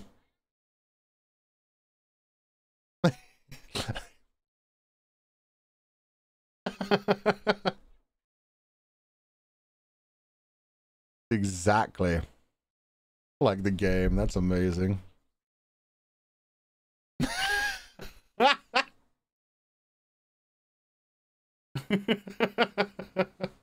Bella Ramsey is so fucking good.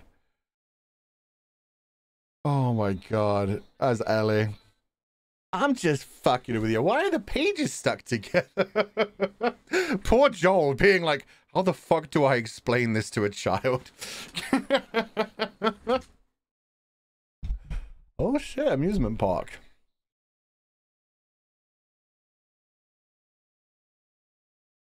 This is, yeah, very classic music.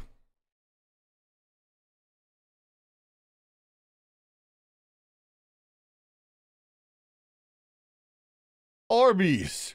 God, they mention Arby's a lot in this show. Yeah. Did I ever have Arby's? I did. I had a gyro at one point. A Hito. Hank Williams is so based. It sounds very worrying. It has a dark atmosphere to it. Maybe a sponsor. It could be a sponsor. That would be a good sponsor, you know. Like, Arby's roast beef sandwiches kind of look like rotten flesh, so they could have done like a Last of Us burger where it was like covered in portobello mushrooms. You had mushrooms spilling out of the side of it too. Mushroom and like beef spilling out of like a bun. It would look like a Last of Us like zombie. It would have been perfect. The shade? That's not shade. Meat looks like meat. How is that shade? Roast beef looks like human flesh. How is that shade? It's not like, you know, whatever. It's not shade. Portobello mushroom is great. Yeah. Oh, they have portobello mushroom. Oh, and Hardee's. I've never heard of Hardee's. I think that's very good advertising. I'd have eaten it. If I heard they were doing a fucking clicker burger and it was like a mushroom and roast beef sandwich, probably with some cheese as well. They need cheese. That wouldn't be like relevant to anything. It would just be like tasty.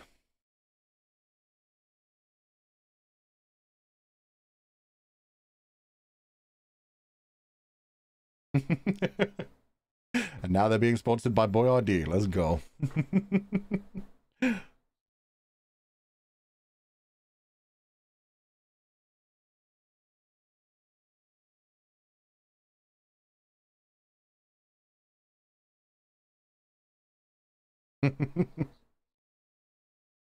Humans would see the smoke. There you go. Kill you. Torture you. Eat you. Yeah, she doesn't know. She doesn't know just how bad humans are. Worse they are than clickers. Clickers will just kill you. People, on the other hand, will make you want to be dead. The shade on Frank. Chill, Joel. Probably not wrong, but still. The clicker hamburger. I'd go for that too. They'd have to make it pretty like... That's the thing. They couldn't do that at like a fast food restaurant. It would have to be like a fancier place. Like roast beef has that pinkish tint to it. But most like fast food burgers, they cook them like super dark brown. You'd have to have like a fancier place that can cook them to like medium well, medium raw. Medium rare, not medium raw. Medium raw would be bad.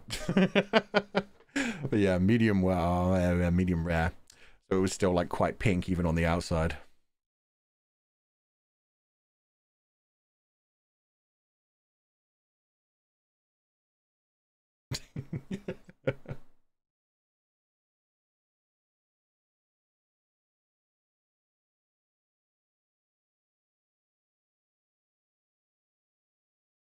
It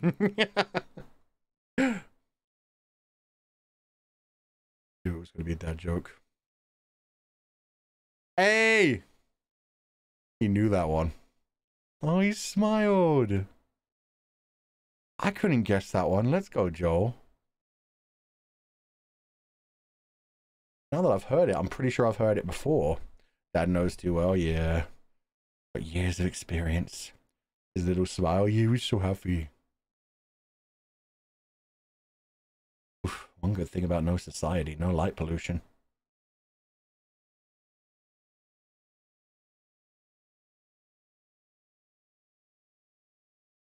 Just stumble upon you, little girl.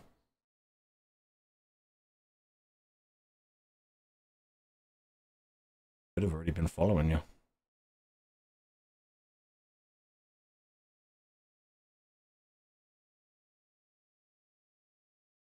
Can you imagine how beautiful the sky would be? Yeah, because I've seen like we've all seen the people go out into deserts and take recordings of it. The night sky is beautiful if you're nowhere near a city. Whereas in a city, you look up and you just see clouds. Normally pinkish clouds or orangish clouds. A couple of stars and a moon. Maybe Mars if you're lucky. Venus if it's the right time. Not like that where there's like hundreds of stars.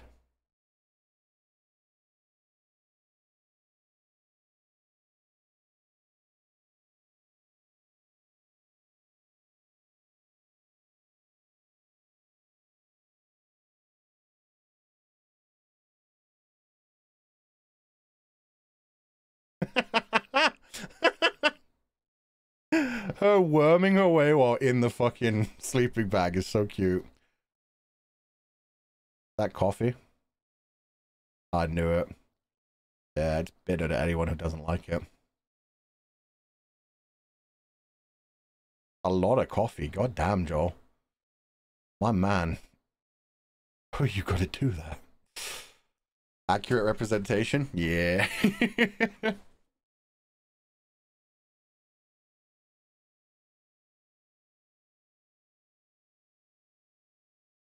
They had Starbucks in the... You can't even escape Starbucks in the fucking apocalypse. It lives on. Nice slurp.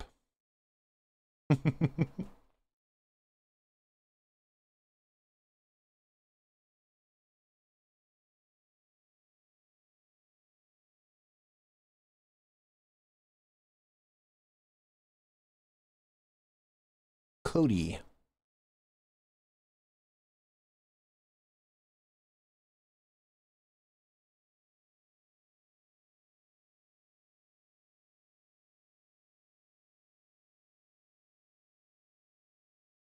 Cheyenne. Cheyenne I've actually heard of.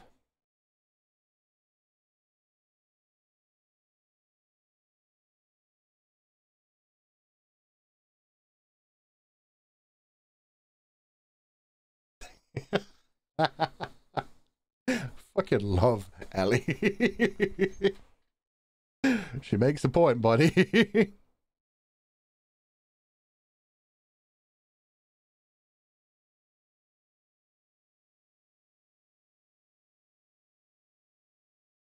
Ah, shit. No.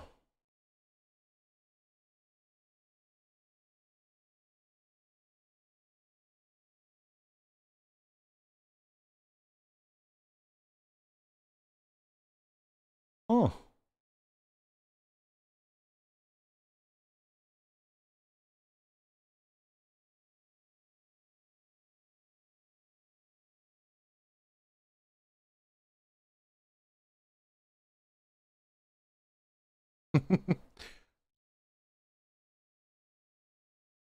Back when Joel was all... Yeah, I guess Tommy did hint that he'd done the same shit as Joel at some point.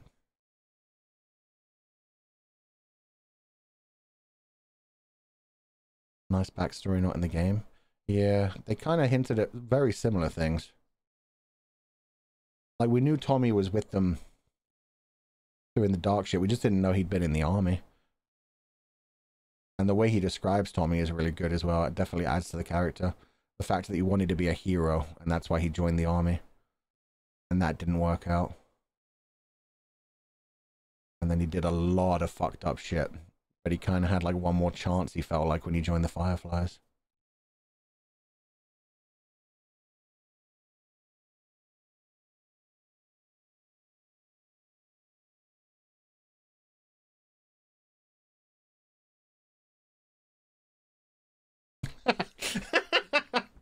I'm not even tired. Flash cut to her sleeping like a baby. Really sounds like an elder brother. Yeah, he really understands his little brother and he sees the best of him. He understands what he's trying to do even though he doesn't agree with it. He's like, the Fireflies are stupid. It's a pipe dream. You can't save the world. You can't save yourself, goddammit. But at the same time, he cares about Tommy and wants to protect him.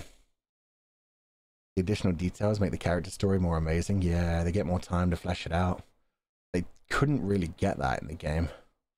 Because the game was very laser focused. I was amazed by that. 12 hours just flew by of it.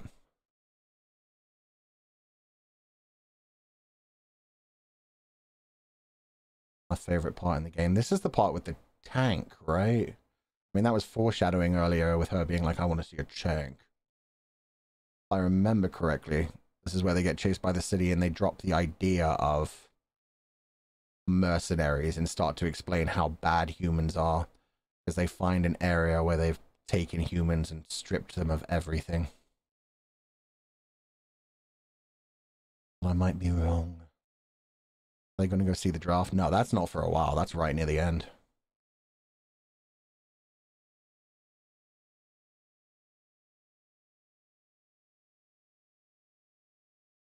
Can't go over it. We can't go under it.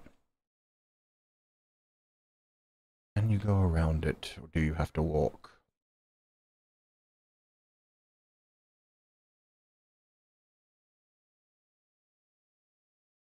way far back.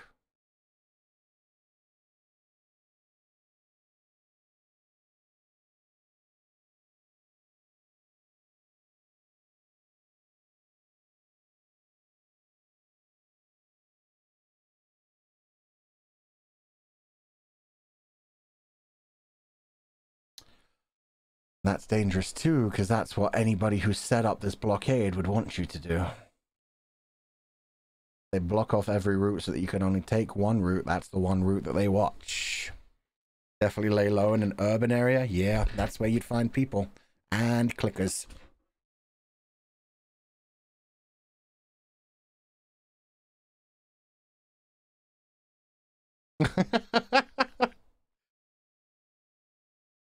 My second day in a fucking car, man.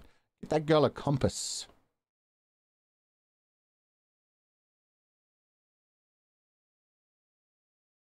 And they got lost.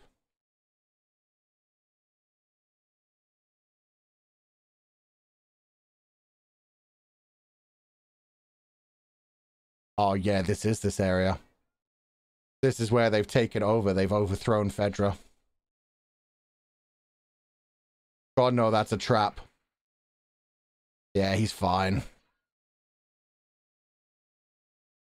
Just like the game.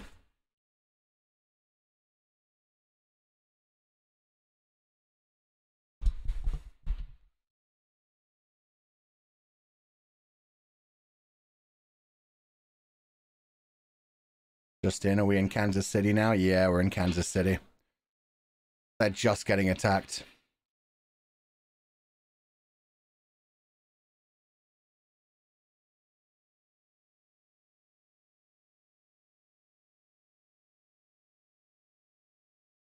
It always amazes me, with all the small changes they make, with all the additions they make, some of these scenes are shot for shot exactly like the game.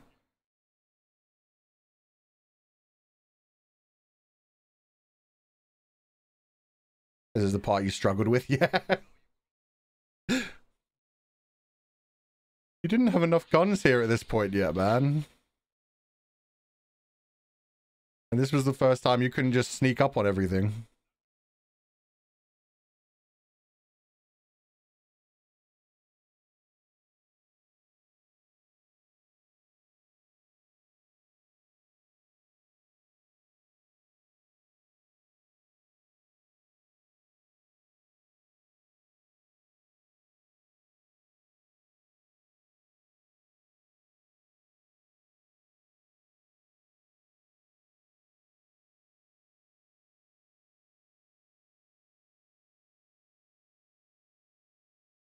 Oh, did he actually hit someone? They angry. Yeah, he hit the dude. One down and one to go. Nice shot, hell yeah.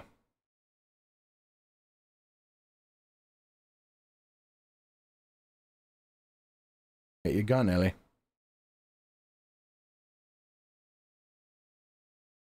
One more down.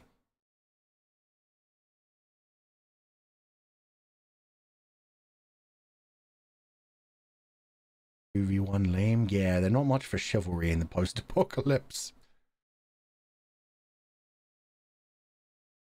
Shit, his gun's jammed.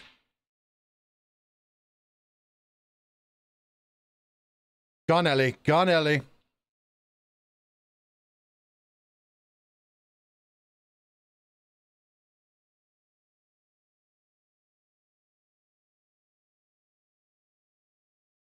Yeah, gun. Tiny little pen knife not going to cut it. Get a bigger knife for one thing.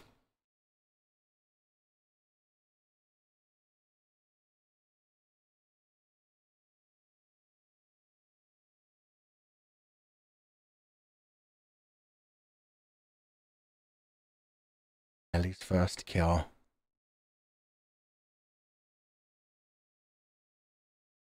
God, he's not much more than a kid himself.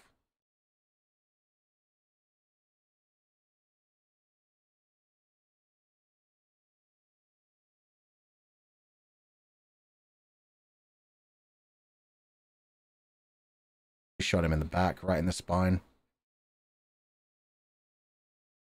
Oh.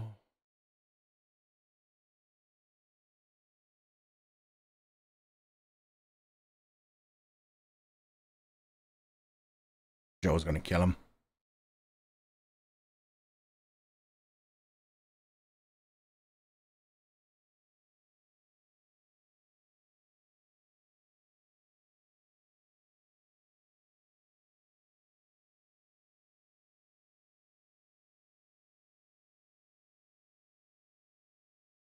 Oh, he's disarming himself and everything.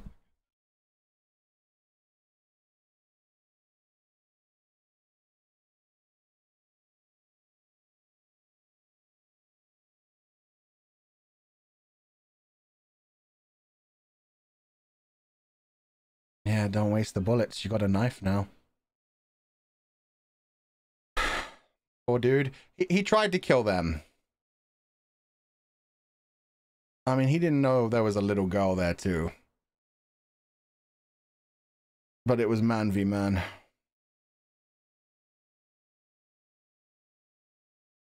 And yeah, there was no way they could trust bringing the kid to his mom. Don't know how many more of them there are. The silence, yeah, darker than the game. I don't know. I mean, there's a certain scene later on in the game which is way darker than that. But yeah, certainly darker than this part in the game. They still haven't focused on the fact that Ellie just shot someone for the first time. They're kind of like zooming past the fact that she's probably pretty conflicted right now. But that's probably going to come up later, is how Ellie's actually dealing with this now. I don't know if he would have been better or worse if he knew there was a little girl. That's the thing. You don't know, because it's just a different... Like, he was already defeated by that point. He couldn't do shit. And so he had to act defenseless and beg for his life. If it had been a reverse situation, he'd already injured Joel, and it was just Ellie there, might not have given a shit. Might have just as easily put in a bullet in Ellie's head.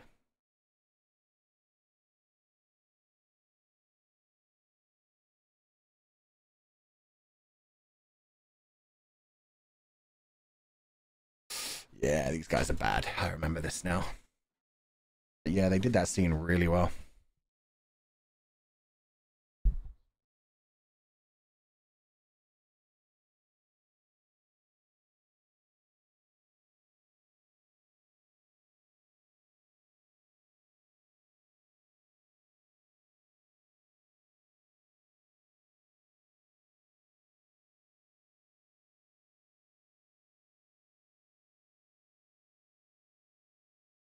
Adding to this plot too.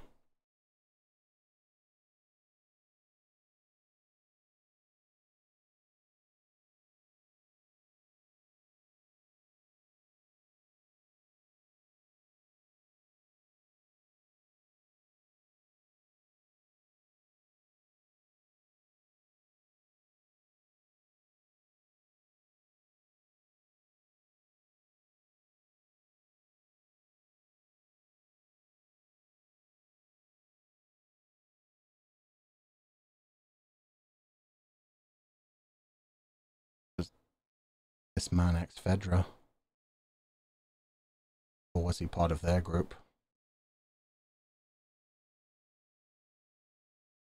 Yeah, he's Fedra.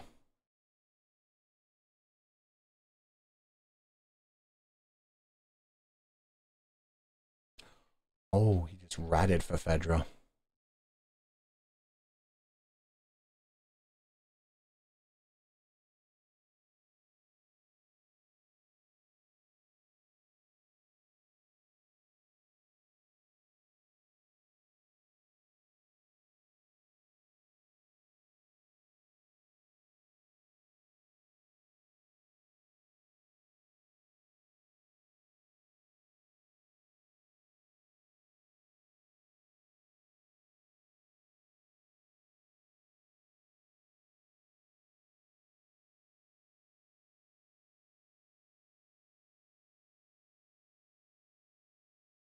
So he's hiding other Fedra members.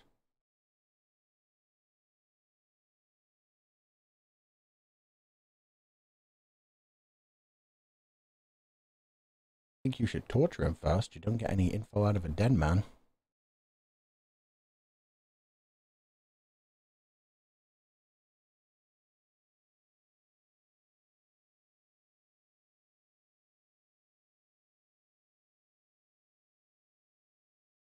That guy got saved by Joel. God damn. And yeah, this woman is angry. I can't even remember if this was in the game. Because I remember, like, this area. Oh, was that her son? No.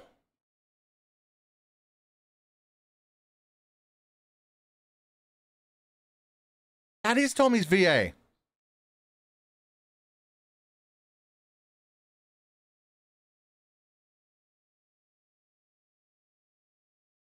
Isn't it? Sounded like it. Somebody said that's Tommy's VA. I was like, it's got to be that guy. He sounds really cool.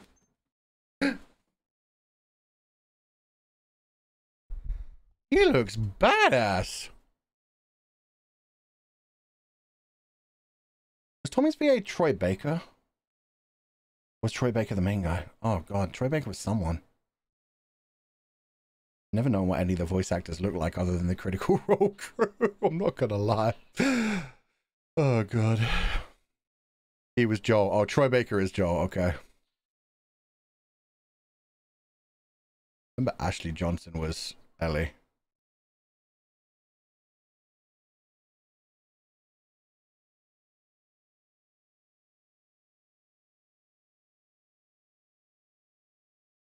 Using Henry as a scapegoat? God damn. And she just killed Doc at that point. Yeah, she didn't give a fuck. These guys are terrifying.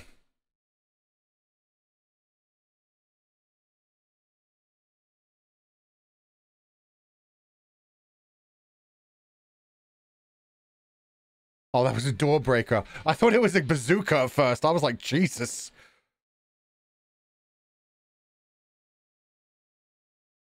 They're an army. I mean, yeah, they basically took everything from Fedra. I like how they showed how bad Fedra are in that one scene as well.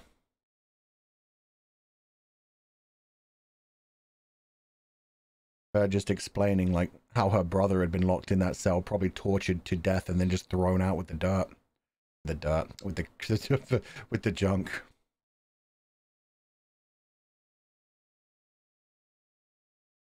Sounds so nice, yet her words are so lethal. Yeah. She may have been a very lovely person until they kidnapped, tortured, and murdered her brother.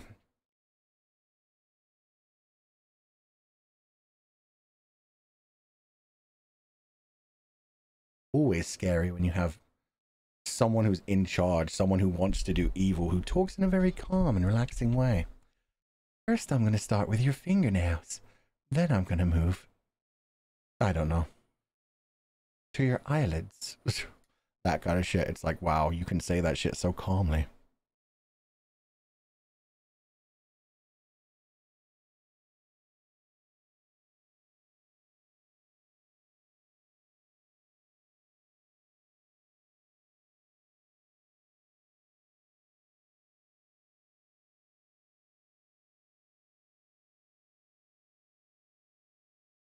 Now they get into it.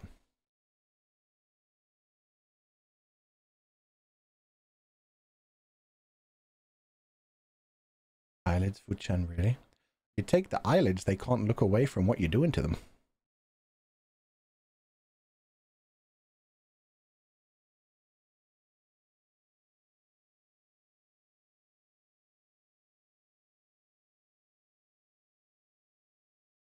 Deep conversation.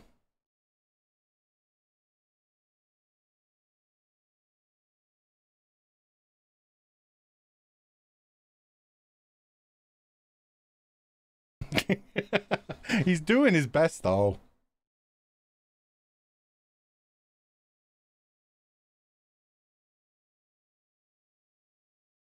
I love this theme so much.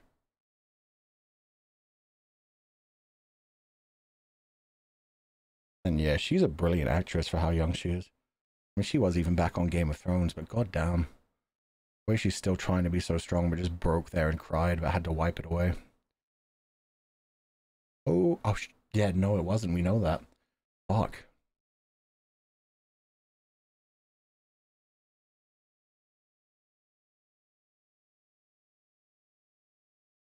Yeah, give that girl a gun. She's proven herself.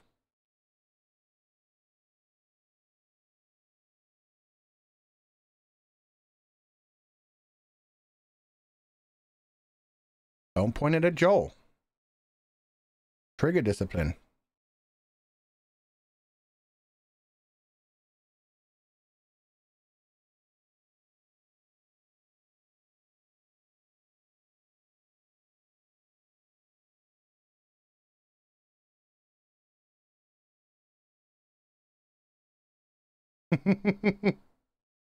Oh, now he's being daddy.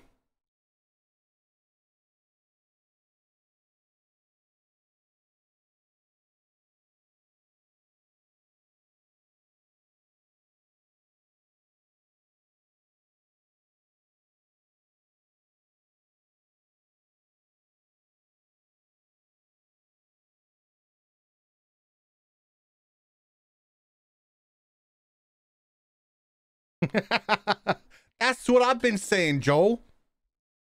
Doesn't even have a holster. He's dad to Ellie and daddy to everyone else. Look, daddy doesn't have to be a dirty thing all the time. Daddy can be a sweet thing. Just depends on the tone you say it in. She's so happy. Yeah, she is. She's being trusted now. She's being taken care of a bit more. She likes him.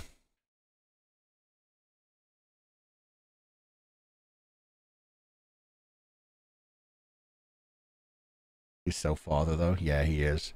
He's really good in these roles.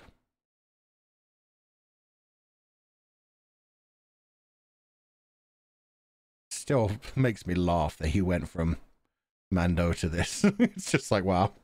Man's been typecasted now. He's stuck in it. I can't wait to see him get announced as playing Kratos in God of War, because they're making an adaptation of that. Just skip right ahead from number 1 to 3 and just skip to God of War with Loki, and yeah, go for it. Can you imagine Pedro Pascal? Boy.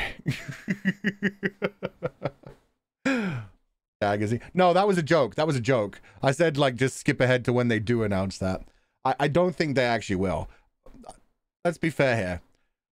Pedro Pascal, good looking dude. Very fit. Not Kratos' body type. They need a bigger man. If they want to do Kratos justice, I don't know. I almost believed you. It's just if they do announce that, it would be so funny to me. It's just like, you need a dad nowadays, you just go to Pedro Pascal. I honestly do hope they get the dude who did the voice acting, because he used to play Teal'c in Stargate. I almost said Star Trek. He played Teal'c in Stargate way back in the day as well. I think if they do skip to like the more recent God of Wars with the baby, I think that would suit pretty well. Did you watch Mandalorian, Fu? I watched all of season 1. I watched like the first episodes of season 2, and I fell off of it. I wasn't into it. Didn't manage to watch the Book of Boba Fett either. There's been a kid hiding here.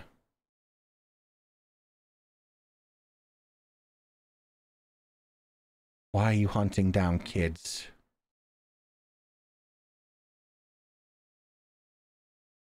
Oh, that's Henry! Henry with the little brother, Sam. I didn't even connect that in my head when they were saying Henry. Was Henry Fedra? Or did he just help Henry? Did he just help Fedra, I mean? So they're giving Henry and Sam more backstory too, damn.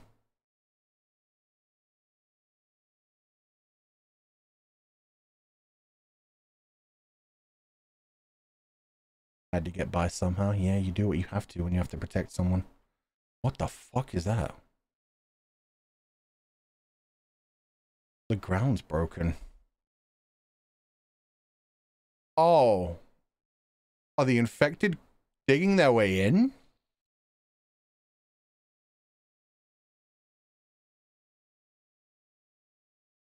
What the fuck?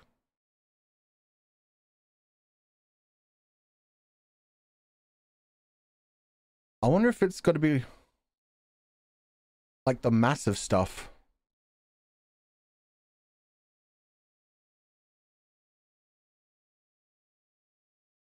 Like, I remember in the game, they didn't really go much anywhere with it.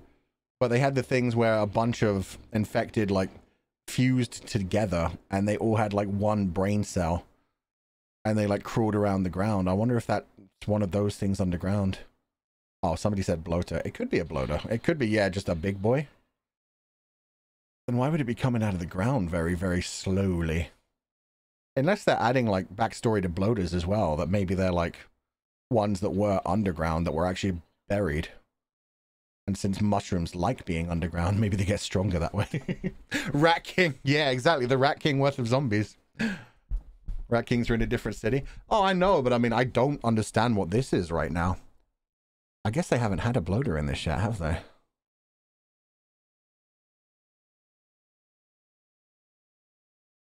But yeah, the fact that it was underground, I don't think we ever had that in the game. I mean, we fought infected underground, but it was all kinds of infected. They didn't, like, dig through things. They just happened to be in there.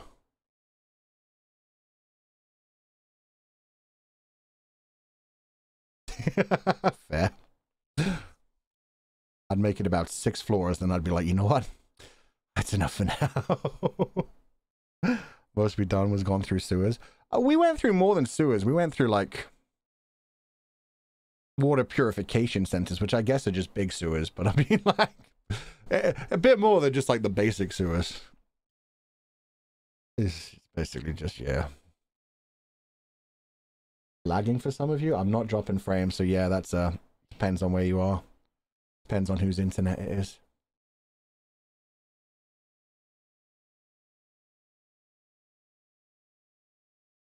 Yeah, Jules did some fucked up shit.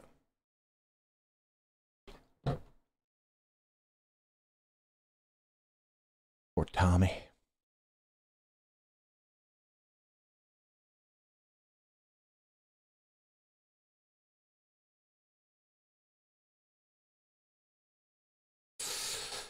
It's a difficult question to ask people.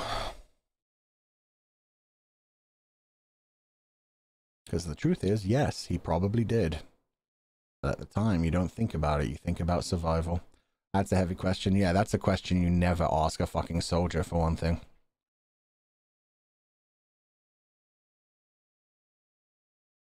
Yeah, they got high up.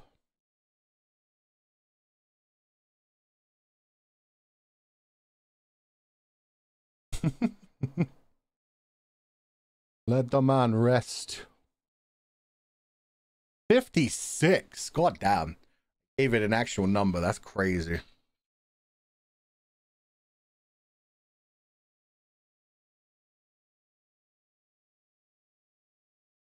Smart. Use the glass as an alarm system.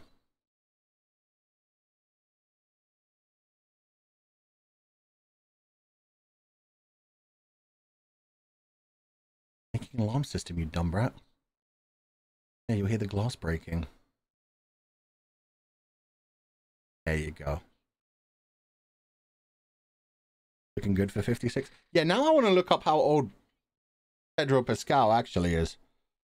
I can't think he's much older than like 45. Even 40. Yeah, 45 maybe. Pedro Pascal.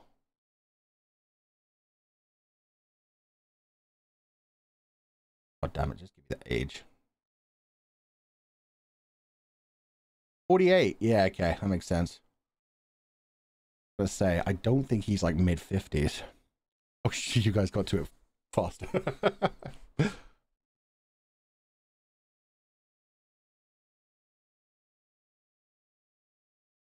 Oh, you don't ask that to her either. Not a time to bring up trauma. Yeah, give her another few days after this one.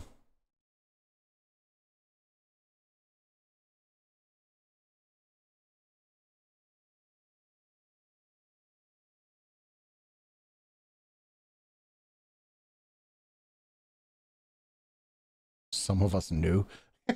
Fair enough. 56 12.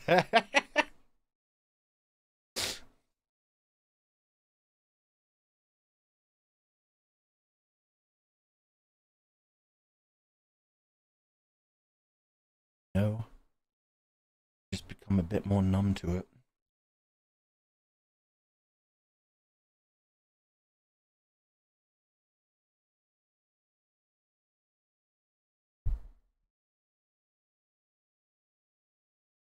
Oh shit.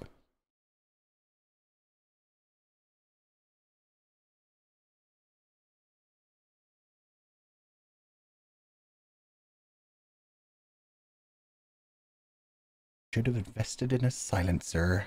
I can't believe she noticed that though.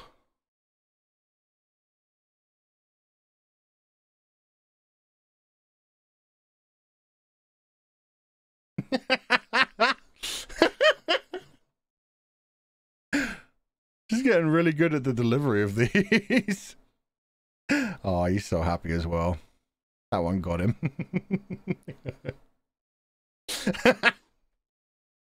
You laughed, motherfucker. Came out of nowhere. That's why, yeah, last time she like tried to slowly get to it with the whole like, I've got a serious question for you. With this one, it was just out of nowhere, to the point where even I was like, does she mean dementia? Is she calling him like old? Aww. Her laughing so much and him chuckling quietly. That's so cute. They're bonded. Now let's see that get used against us.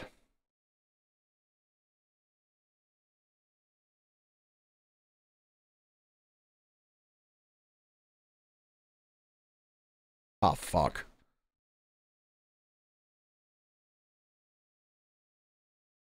That is a child who has drawn superhero mask onto him. Well, we're not stopping there. I can tell you that much.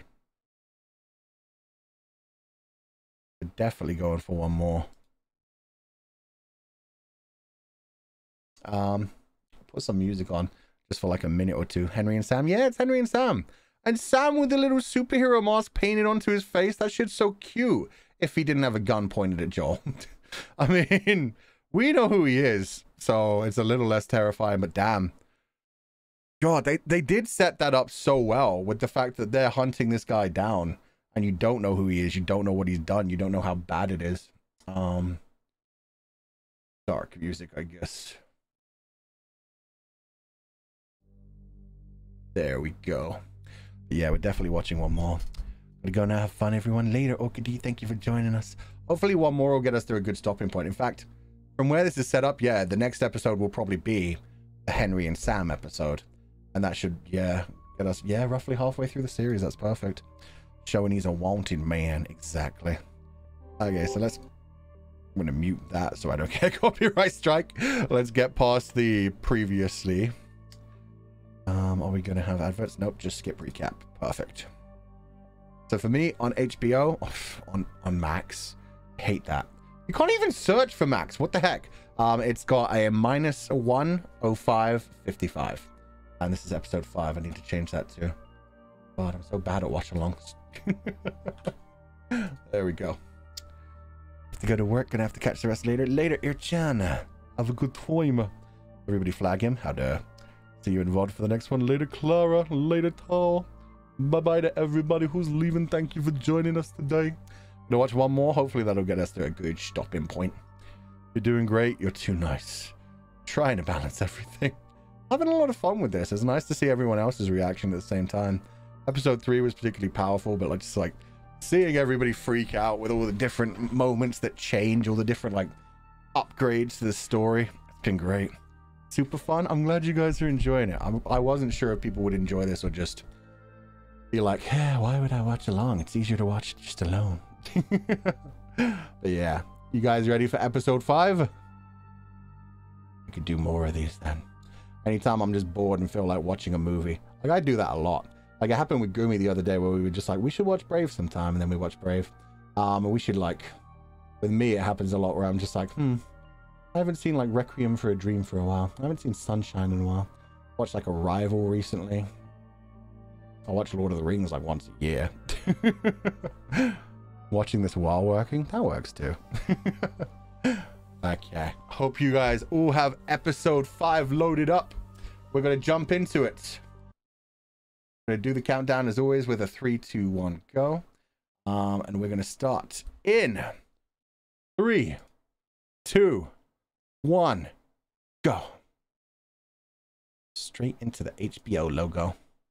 Brrr. I love Arrival. Me too. It's one of my favorite movies. It's one of those ones where the storyline is incredible, and even though like you know when the twists are coming, it feels good to watch again. It's a perfect movie for me to fall asleep to because it's so melancholy, it's so calm, the music is so relaxing. There's only a few moments of actual action in it. Most of the time, it's just very soothing. The voices are very calm and chill. Especially when you get to that bit where it does play on the nature of daylight for like a solid 10 minutes.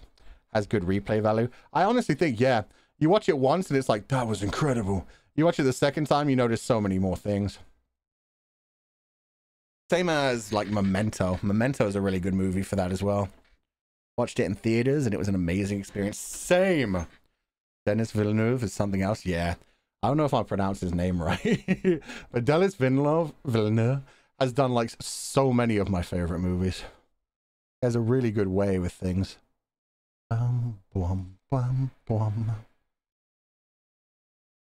Flare. Freedom, freedom, freedom, freedom, freedom. Is this where they first got rid of the army? There's a lot more of them back here, and they seem way happier. And this is before the bad guys took over. Yay. The S is silent. Oh, so it's like Denis Villeneuve? Oh, good. Oh, and they're beating these people to death slowly with pipes. Ah, lovely. And hanging them. Fuck, man. It's just as bad as Fedra themselves. That's brutal? Yeah, it is. I mean, they see it as revenge, but Jesus. You become what you hate. Holy fuck! That guy has so many knives in him.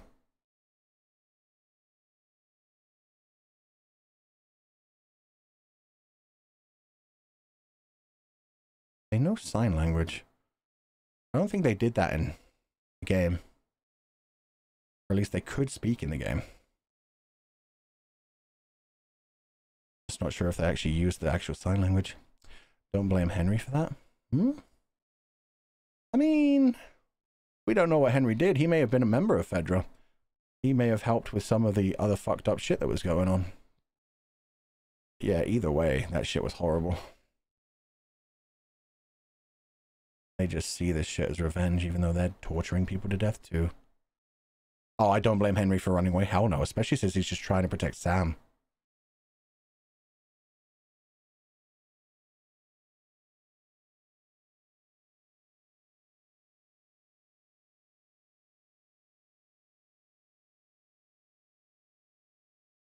And these are just people who have turned others over.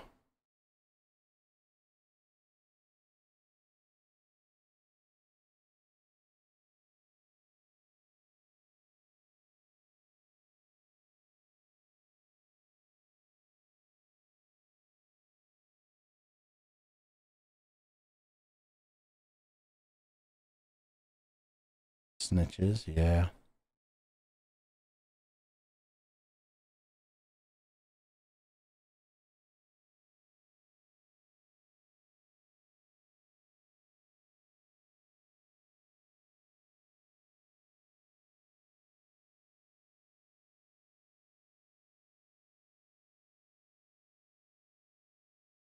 And yeah, she is extra scary because she acts like this. Sounds more like a teacher than a dictator. But at any time, she could put a bullet in someone's head.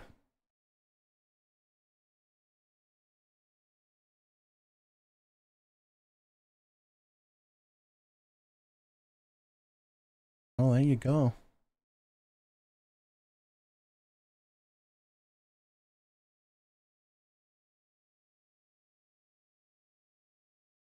Kill them anyway.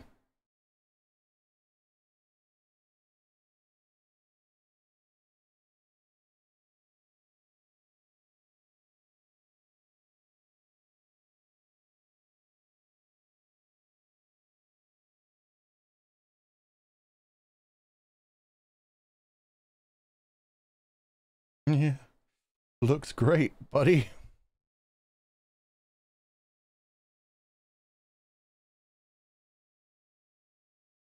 When you have nothing else to say, goodbye.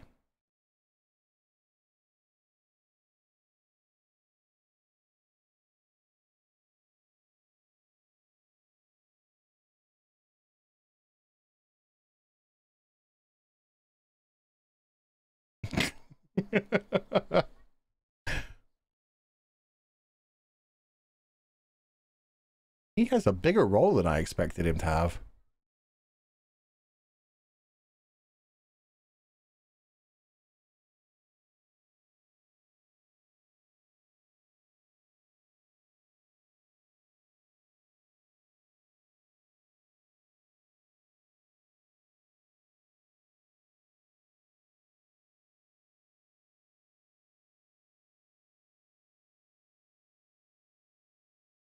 Don't even get buried, they just get burned in a pile. Too scary, yeah. Don't even waste bullets on them.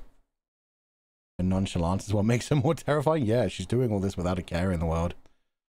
Doesn't even have emotion of like virtuous indignation or anything.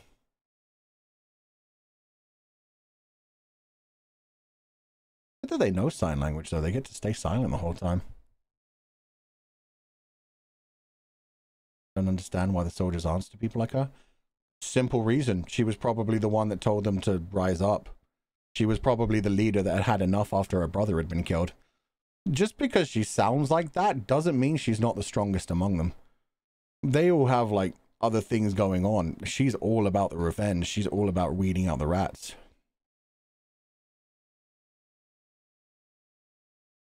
Oh, oh shit. So he knew where they were even. This is before he got captured. He's the one who just got exposed by the other dude.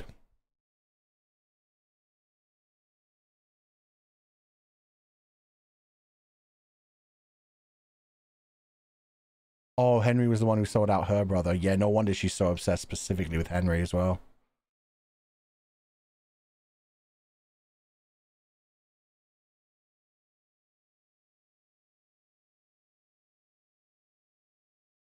Oh, there's a thing for writing to communicate with people who are wrapped around his neck too. That poor doctor, yeah. Seems like a nice guy.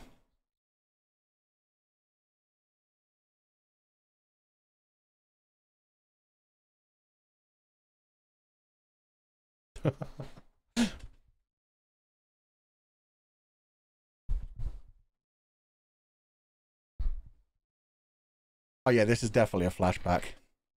He definitely got shot in the head.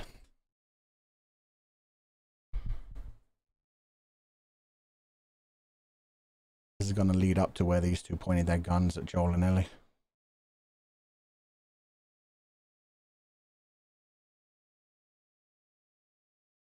And he's right to be scared, dude.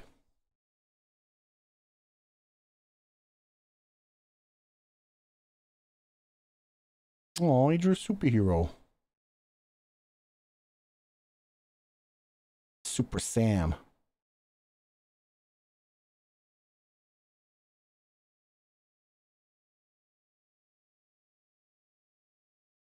Lying to the brother to keep him happier. Oh.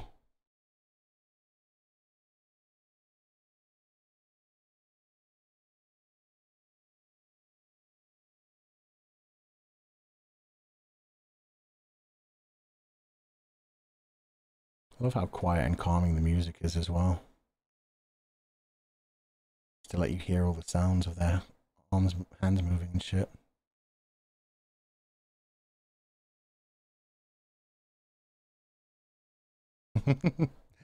Oh, that's why they found so many drawings in this attic. The attic is the bit that they would check. Yeah, this is where they checked and found like so many superhero drawings. Henry's so sweet with Sam. Yeah, he's doing his best to keep him calm. They must have stayed up here for a while. How many drawings they found.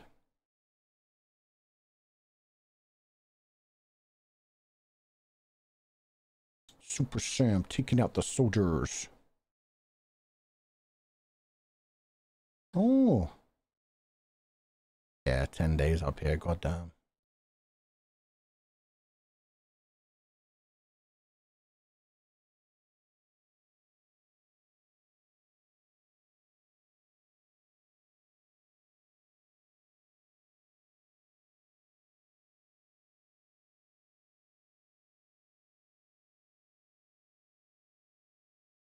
Not time to eat just yet, kid. Almost 2 weeks they've been hunting for these guys. That means for 10 days they were torturing that doctor as well. Jesus.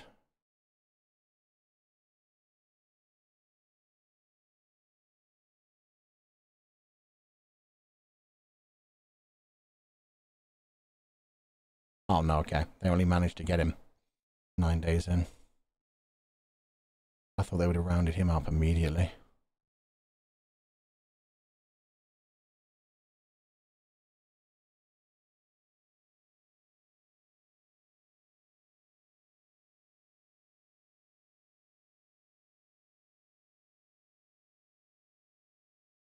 How did they poop? I'm curious. Probably a bucket.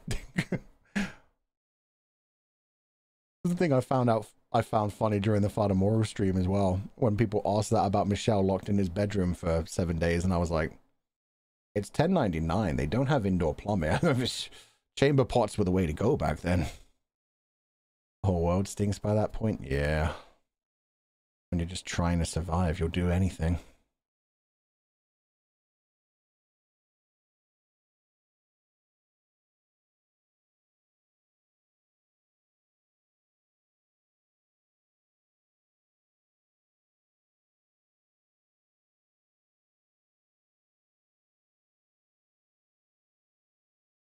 So now they have to move, yeah.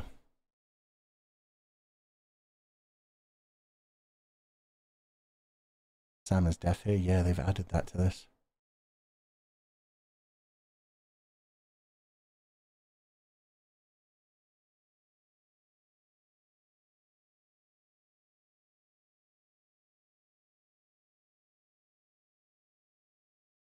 Oh, poor Sam.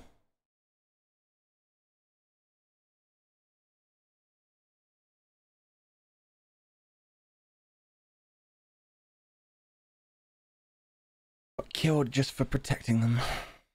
Made him even more vulnerable here. Yeah, that would be so bad, like, when it comes to clickers.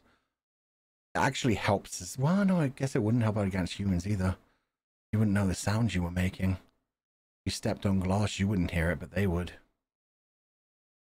Happen to knock something over. Makes it way harder for you to survive. At least they can communicate. Yeah, that's the one good thing. They can communicate and they can do so silently, so it's better for hiding.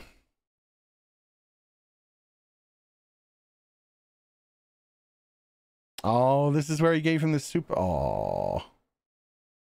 Gave him his superhero mask. That's so cute.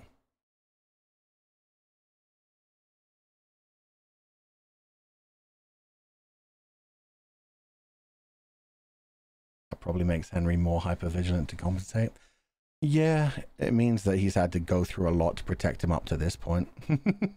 There you go, Super Sam.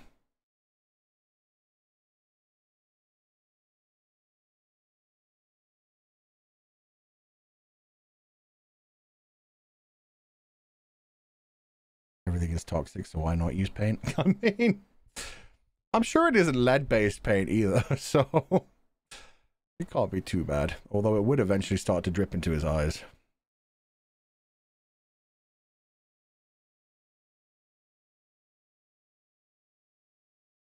Oh, now we do. Jesus.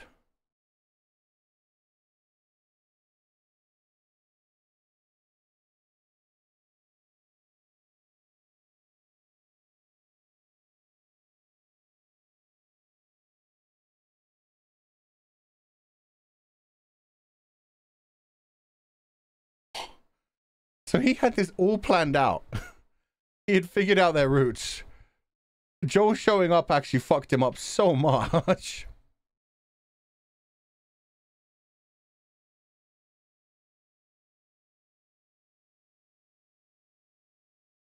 But then maybe he figured he could use Joel. Good distraction. Something else for them to be after.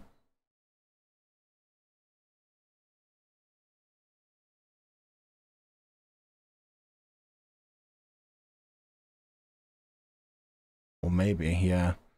Since he ended up finding Joel in this hotel. Maybe he decided to work together with him. Figured 4 heads are better than 2.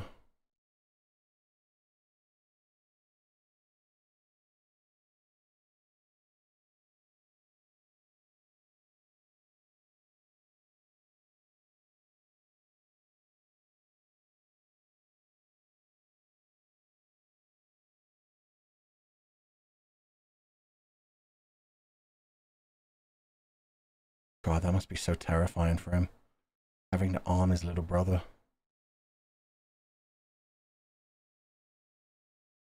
Now we're back to modern time.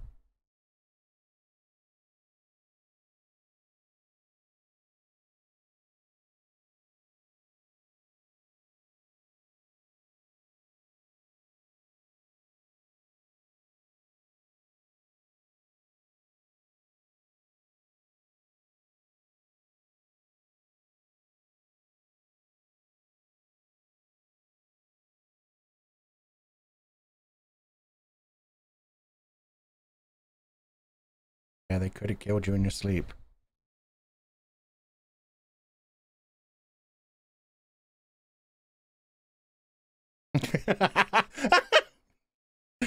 Everything is great until you lower your gun. At which point I'm going to grab your brother.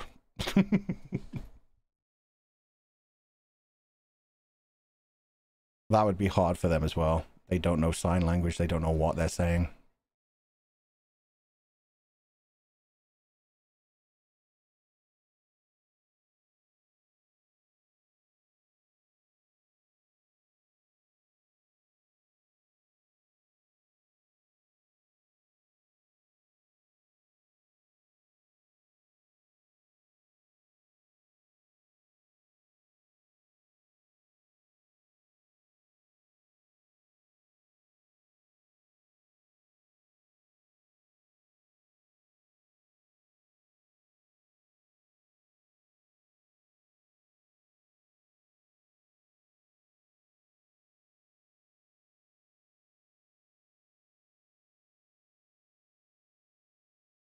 Had to be you two.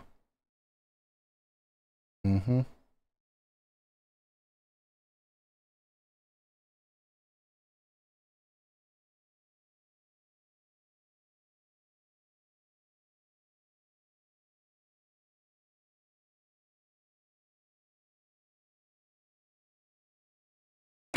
She's so nonchalant. From Bill. He's dead. You don't need him anymore. Very valuable information. Yep.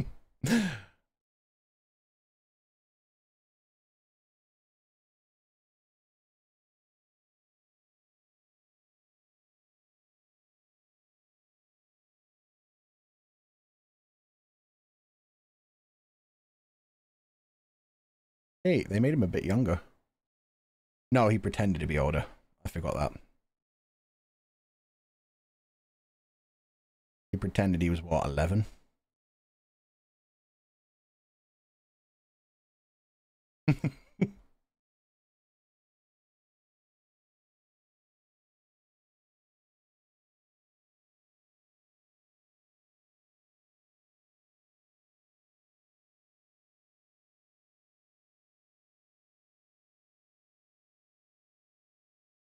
Yeah, you couldn't trust that.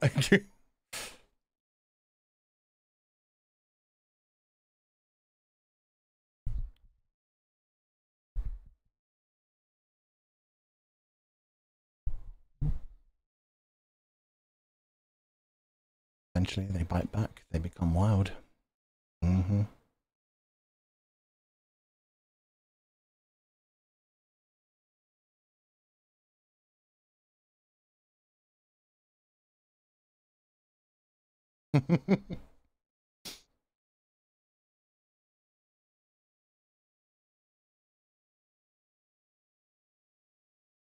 I like him in this.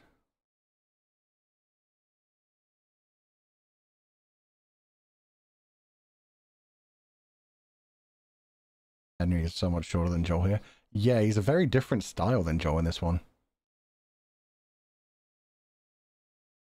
In the game, he was doing the same kind of pretending to be hard and strong thing. In this one, he knows he's weak.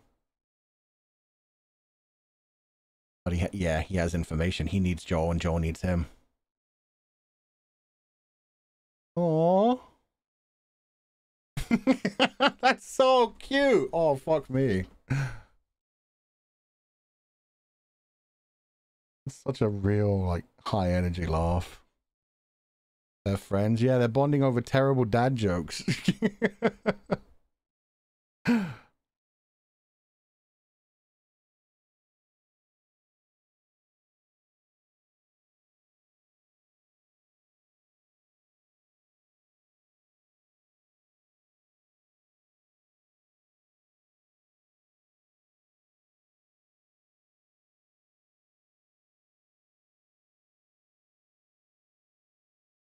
Underground, where the creepy monster is.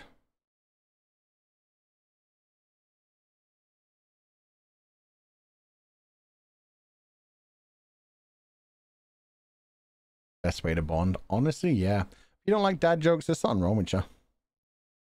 Tunnels.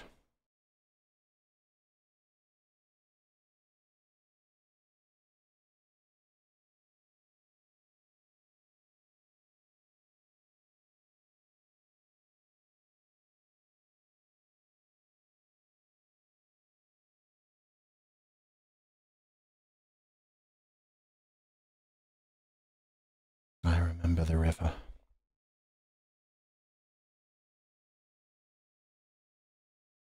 In case you find people along the way, buddy.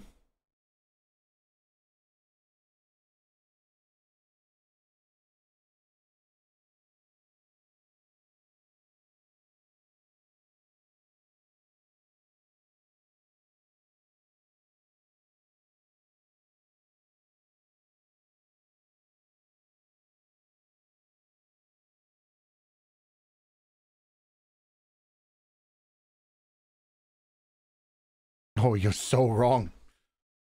Buddy.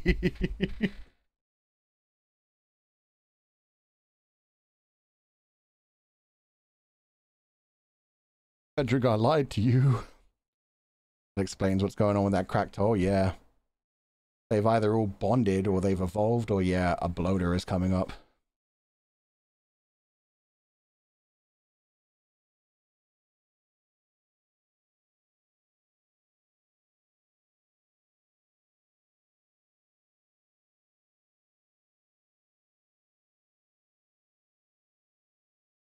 Hell yeah. And no, they don't have subways everywhere in America. Which is a shame. I wish we cared about our train system more.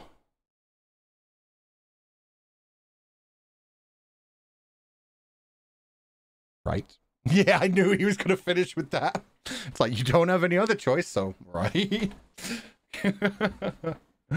Yeah, I wish America invested more in their rail system.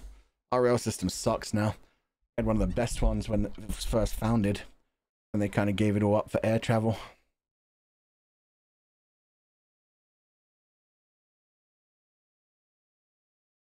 I think it's this way. Man said he knew everything.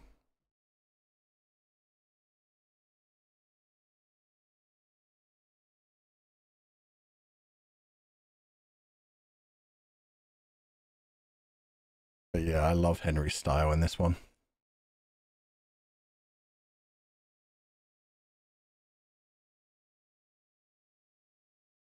He's doing everything he can for Sam.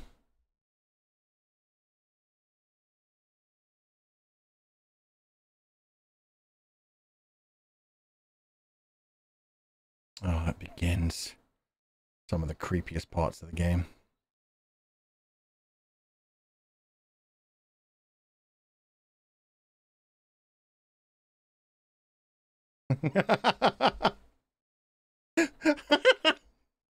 That had the same energy as like calling two teenagers a couple and both of them at the same time being like, she's not my girlfriend, he's not my boyfriend, he's not my, I'm not her dad.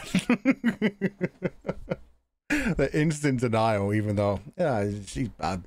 He adopted you already. Get over it, Ellie. You're both laughing together at dad jokes. It's happening. The mutual embarrassment? Yeah. Yeah. He still wants to protect you. He's still taking care of you. He's dad.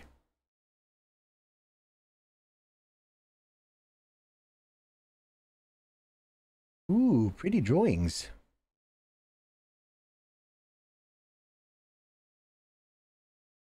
Somebody made a castle and a fairyland kingdom. Means there were children down here. Which is worrying. Oh, are they combining the storyline about... Yeah. There was a storyline about the people... It wasn't in the city. It was outside the city, but they'd saved like a ton of children, like 20 children between them. There were just like 2 to 3 adults that were all taking care of them.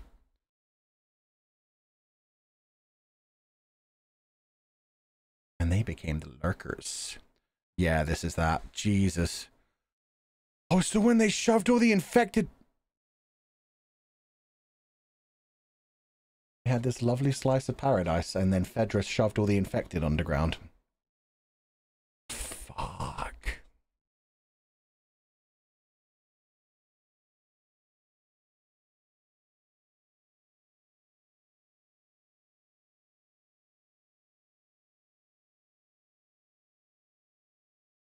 And connecting this to like Sam having drawn all the superhero drawings and made things pretty. The kids were doing the same thing. Yeah, ish.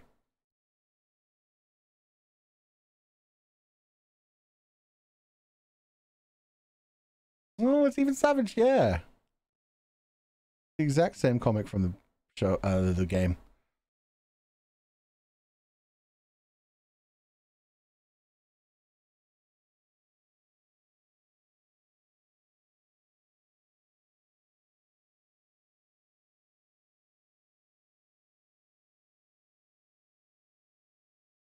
F568.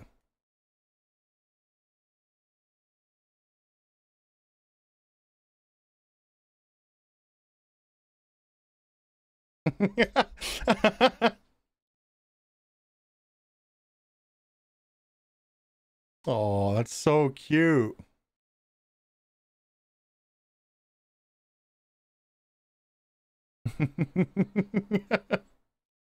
Don't swear in front of the 8-year-old, Ellie. Endure and survive.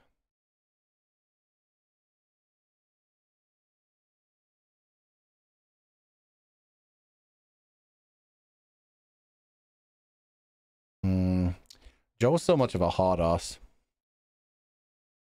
Henry, on the other hand, still tries to let his kid have some fun. They did that in the game as well. Henry was always trying to be softer and let them enjoy themselves, whereas Joel was always like, no, we need to move now. Let's go. Soccer. Yeah, they even played this in the game. This is great. I love how they're combining so many bits now. Why Joel survived so long? Yeah, no, 100%. Just like Bill, it was all about survival.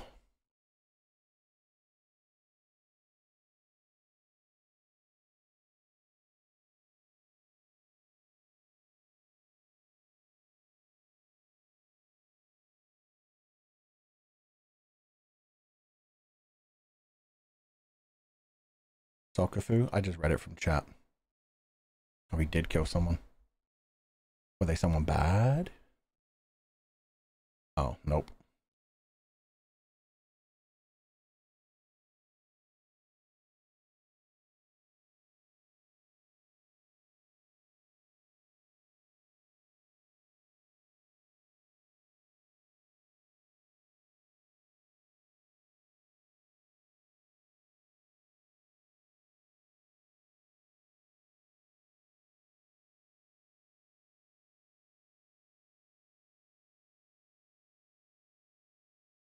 Jesus.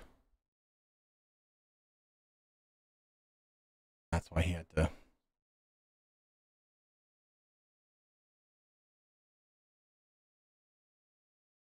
Yeah.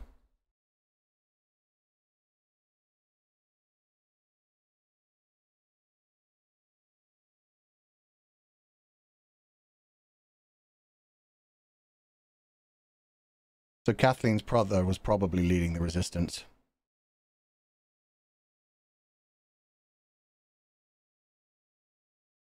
Yeah. Probably leading the resistance. That's why everyone follows Kathleen now. And that's the one guy he gave up just to save his brother from leukemia. Fuck.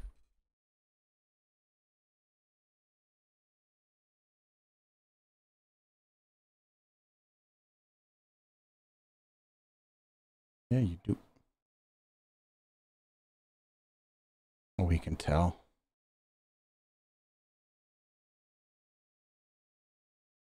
You do just about anything for those you love. Did a human thing? Yeah. I mean, look how bad the resistance has turned out anyway, whatever you call these guys. They took over from Fedra and they've done just as bad as Fedra. It's just the lines in the sand have shifted on who's the good guy and who's the bad guy in their hearts. Touched a wound there? Yeah, you did. Joel's had to do a lot of fucked up shit as well. Joel doing the whole, like, I don't work with rats. I wouldn't want to work with somebody who had done what Joel had done.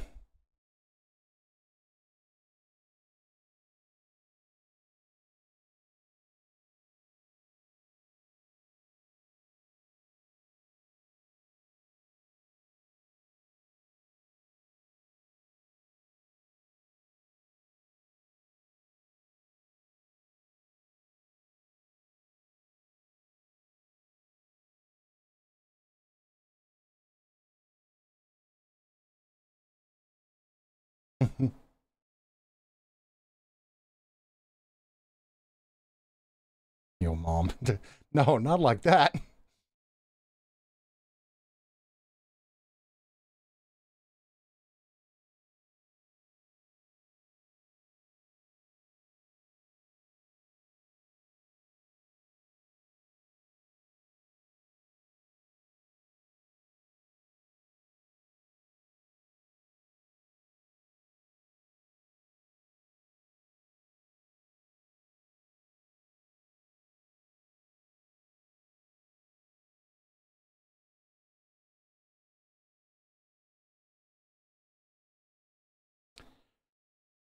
This is what I love about this show and the game.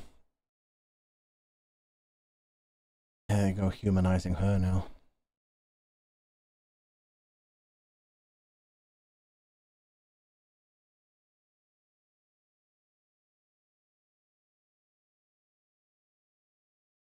The fact that even Henry said he was a hero.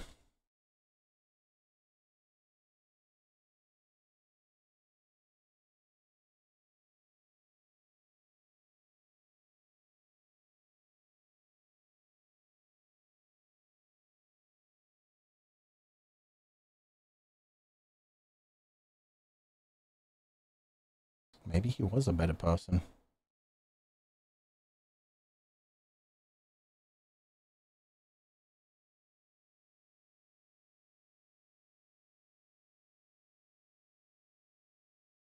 Fuck.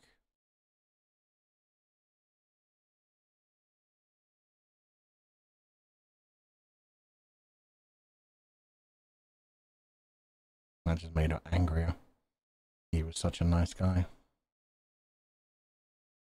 Yeah.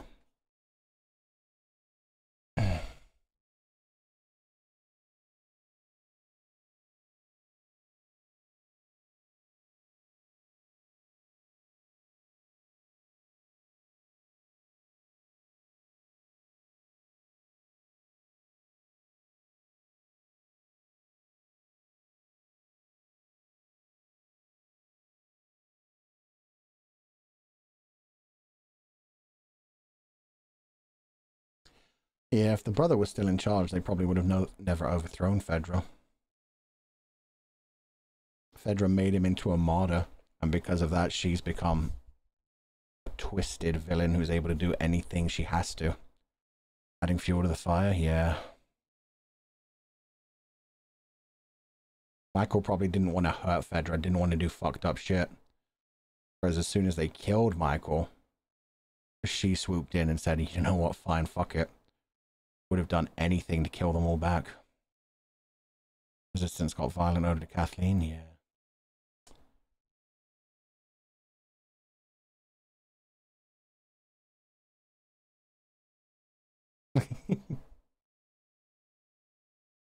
Listen to Joel.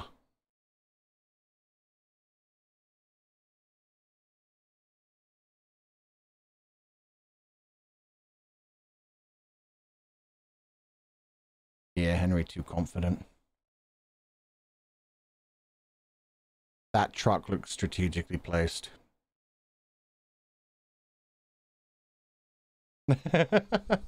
She wants to bring them with them.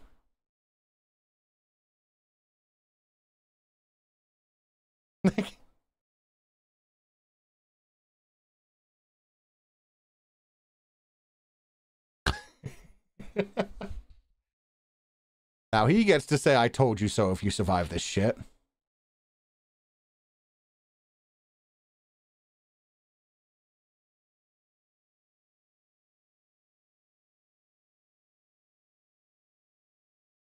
They've changed all the locations, but yeah, we went through all of this with Henry and Sam. I remember the sniping part. This was aggravating. And so I remember what's going to happen after this, and it sucks. We're probably not going to be able to stop on this episode. Shit. It's probably going to be one more.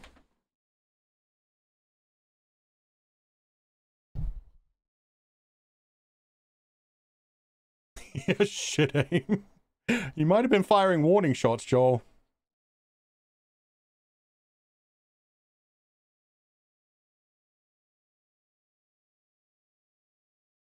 Part was a struggle for you, Fu. Yeah. They make it really hard. They use your emotions against you as well as everything else. And I've never said I'm a sniper. I am a mid-range gunner. I need a assault rifle. Fire enough bullets, a couple of them will hit. That's all I need. We still got 20 minutes. Oh, damn. This is a long episode again. Some of them are like 48 minutes. Some of them like an hour and 10. One thing I love about HBO, they just deliver what they have to. I love when anime do that as well. Like ReZero was always really good for that, where it was just like they'd make the episodes go as long as it took to tell the storyline they wanted to tell in each episode. Spray and pray? Exactly.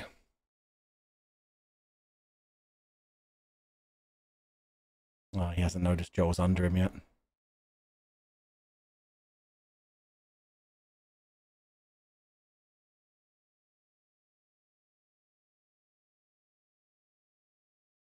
Just an old man.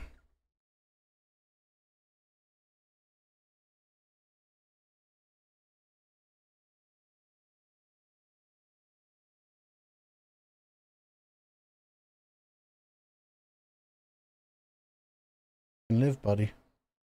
You can live. Take the offer.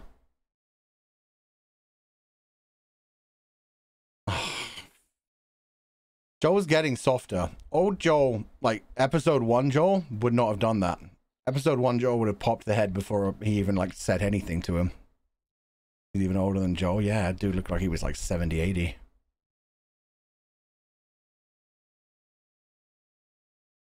Ah, fuck, they have a network.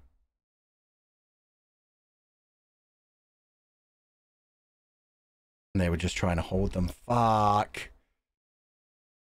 Yeah, I hate this bit so much.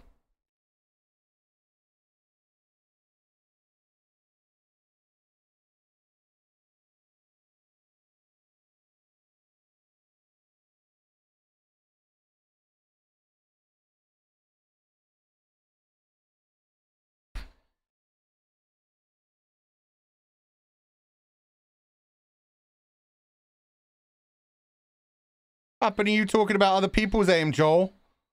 Shoot the driver. I say as if I would hit it. I did hit it. Actually, I remember that.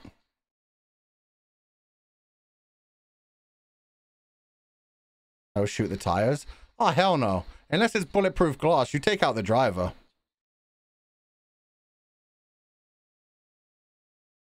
See?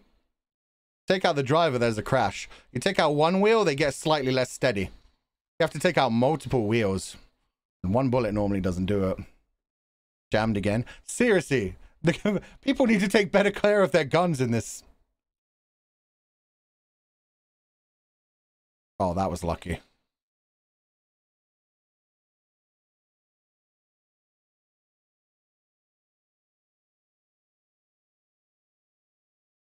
Ellie, get the hell up. Oh, good man. Henry helped Ellie.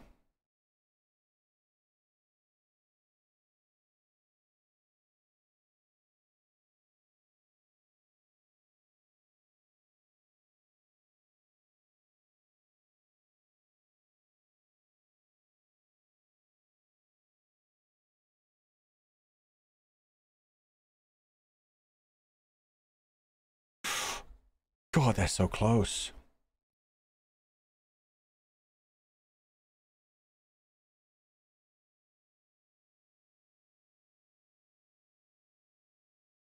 He's gonna... Yeah, he's stepping out. Fuck.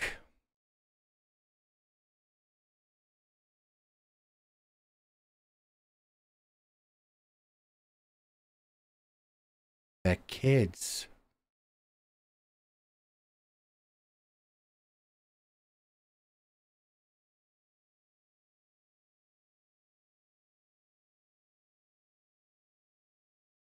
Yeah, this bitch is crazy.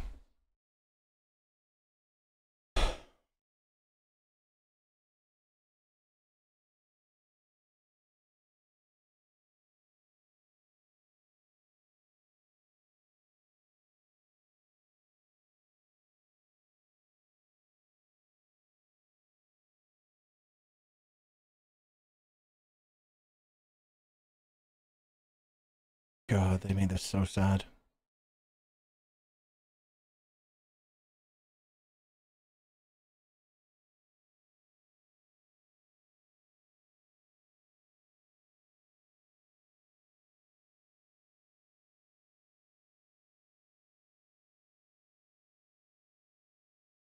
That's the worst thing, is her brother would have actually hated this. Her brother was actually a good guy. Killing Henry he didn't even want, let alone the fucking kids.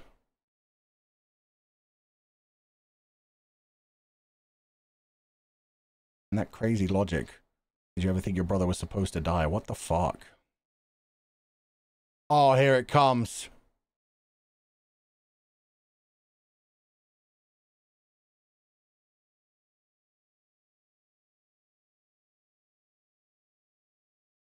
It's just going to be a shit ton of them, isn't it? It's going to be like an army of fucking infected.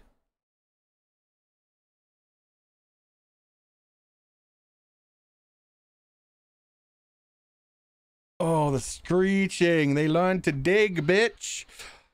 And they're fast.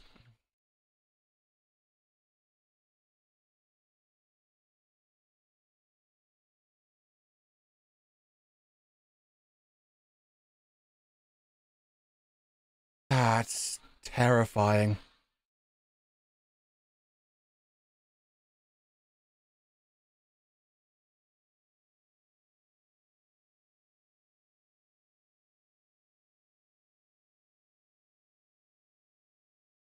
Oh, shit. Joel is a much better shot than I was. I let that one kill Ellie so many times. I think 3 times.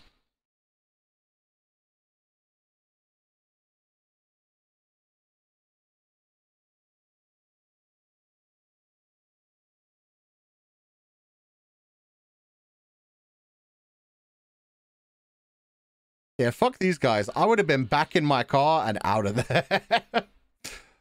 Hold the line. Nah, I'm out.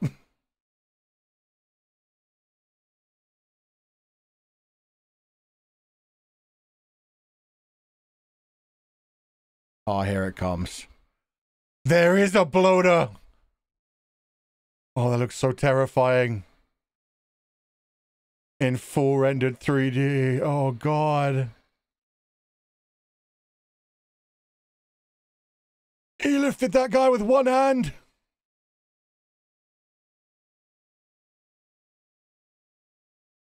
I remember this fucker ripping my jaw off so many times. Oh, he's willing to lay down his life for Kathleen, too. No! Oh, he did the kill! He did the same kill that he always got me with. Nah. Hate that shit. Tell me, I know. Dude was so nice. Followed an evil person, but was so... Oh, that's a little girl zombie. Oh, I did the creepy front flip thing. Oh, no, I don't like it. It's so twisty.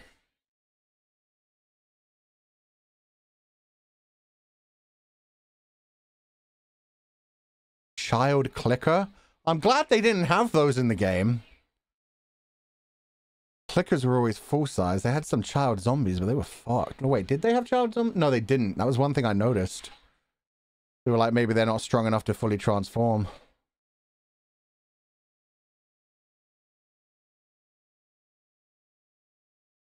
Oh, lucky. Oh, that's where it has to have happened. Ellie just stabbed a clicker to death. Joel is so accurate. Yeah, Joel's a fucking legend.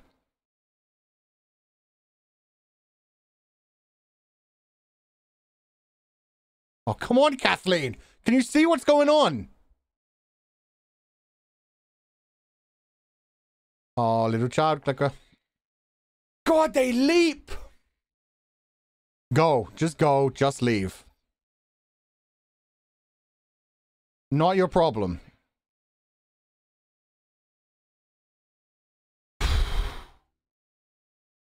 Yeah, that shit's terrifying. I am now very happy they did not have those in the game. Smaller hitbox, probably faster. The way it was like twisting around. Oh, the dead silence got me. That scared me a little bit. The way it was like twisting around while it moved. Because it was so flexible and tiny. Oh, God, that would have freaked me the shit out. Glad they had one in this, though. Because I did always wonder.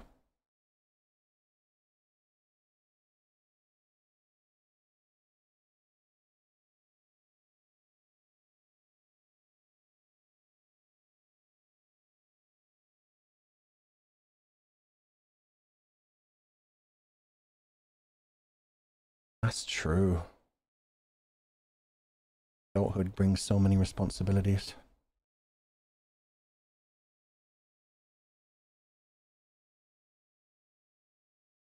Endure and survive.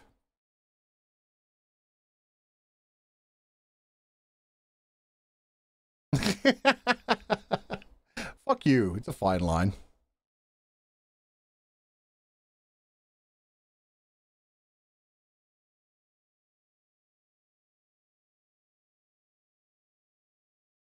Oh my God. They were so bonded. Hmm.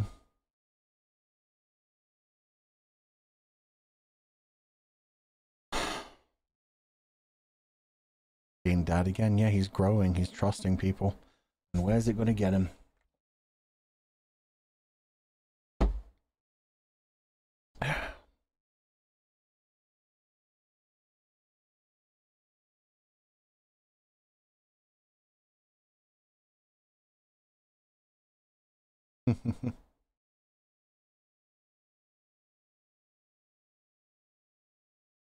Yeah, as soon as he's out of the room, it's like, okay, let's keep going. Dad's gone.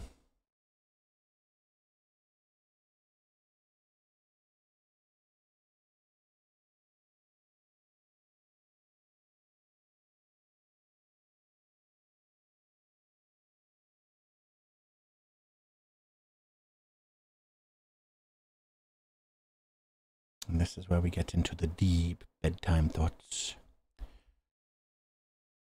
Joe loves its deep combos right before bed.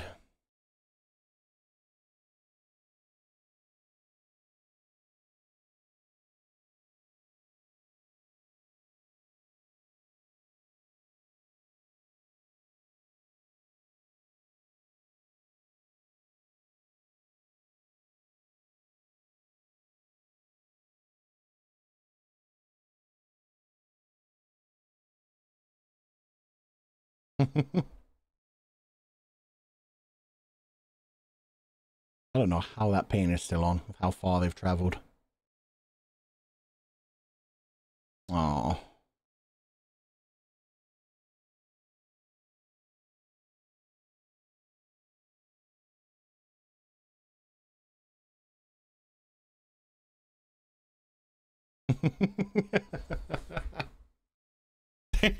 Dumb joke.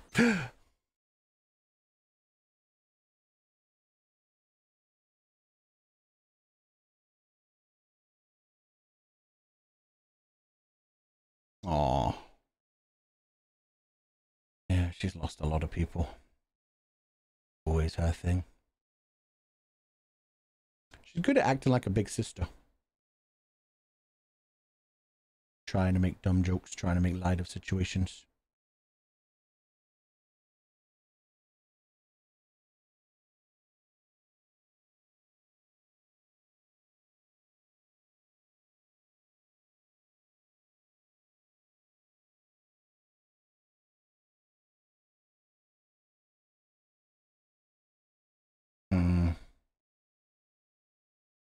A very deep question.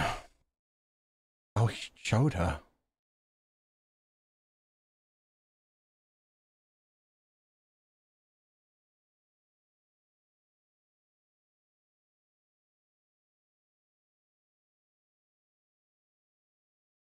And she showed him. This is way different. She's just hoping, maybe he'll be like me. Maybe he'll be fine.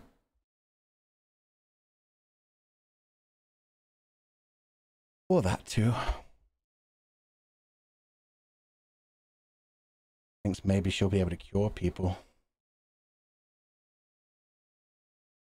That's not how it works, Ellie.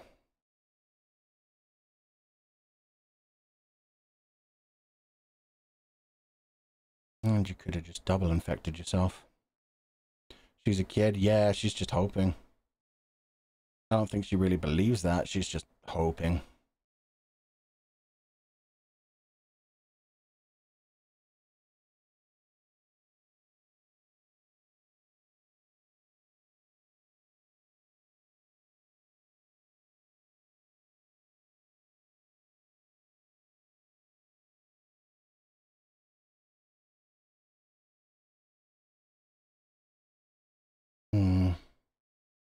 Doesn't want to be left alone.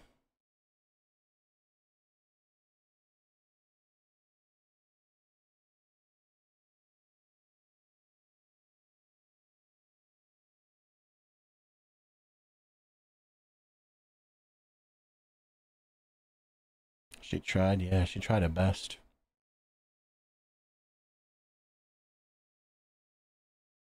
And who knows, it may have worked. But other circumstances, if this was a less dark world, maybe the thing inside her would just be able to be used as a cure like that. And she fell asleep. Damn it.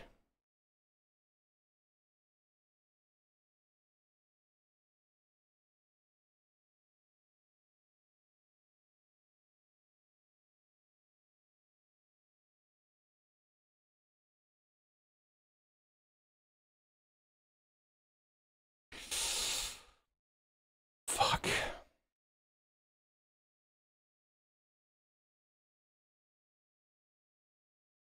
Oh, God.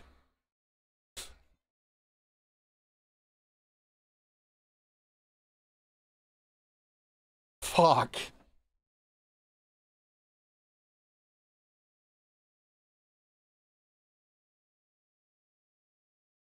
He did it to save Ellie.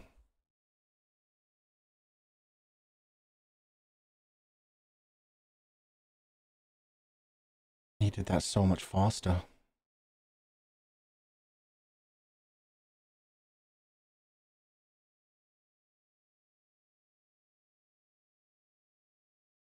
Fuck. You saved a girl. Mm.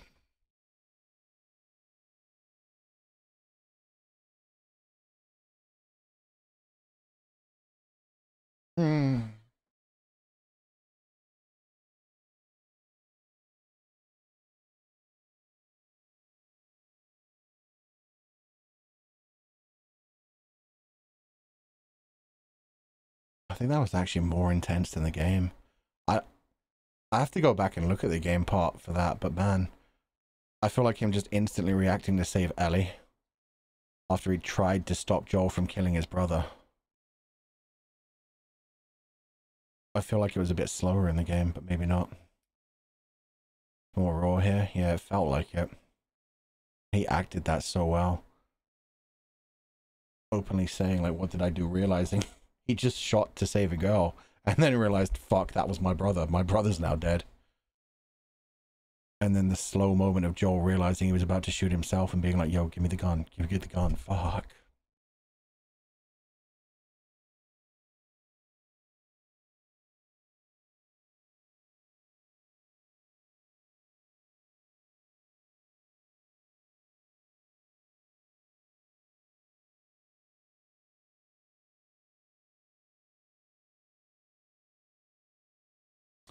She's not alone. She's still got Joel.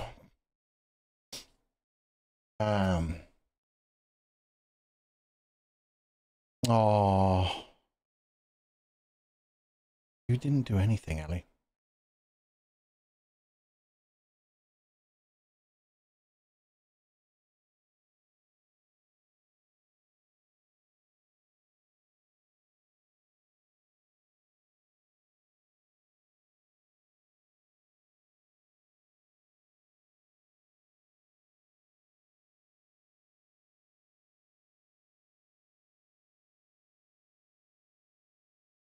The opposite reactions, yeah. Ellie becoming more cold and hardened, and Joel feeling things more. Joel being more lenient on random people. And yeah, he has taken Henry's bag. It was a better bag. His bag was old and shitty and falling to pieces. Oh yeah. Episode 5. Endure and survive. That's what Ellie has to do now. One more, please? Nah, I think we're going to stop there. We've done 3 for now. What is next? 6, 7. There's 10 episodes, right? We'll probably do like 6, 7, and then 8, 9, and 10 at some point. Or...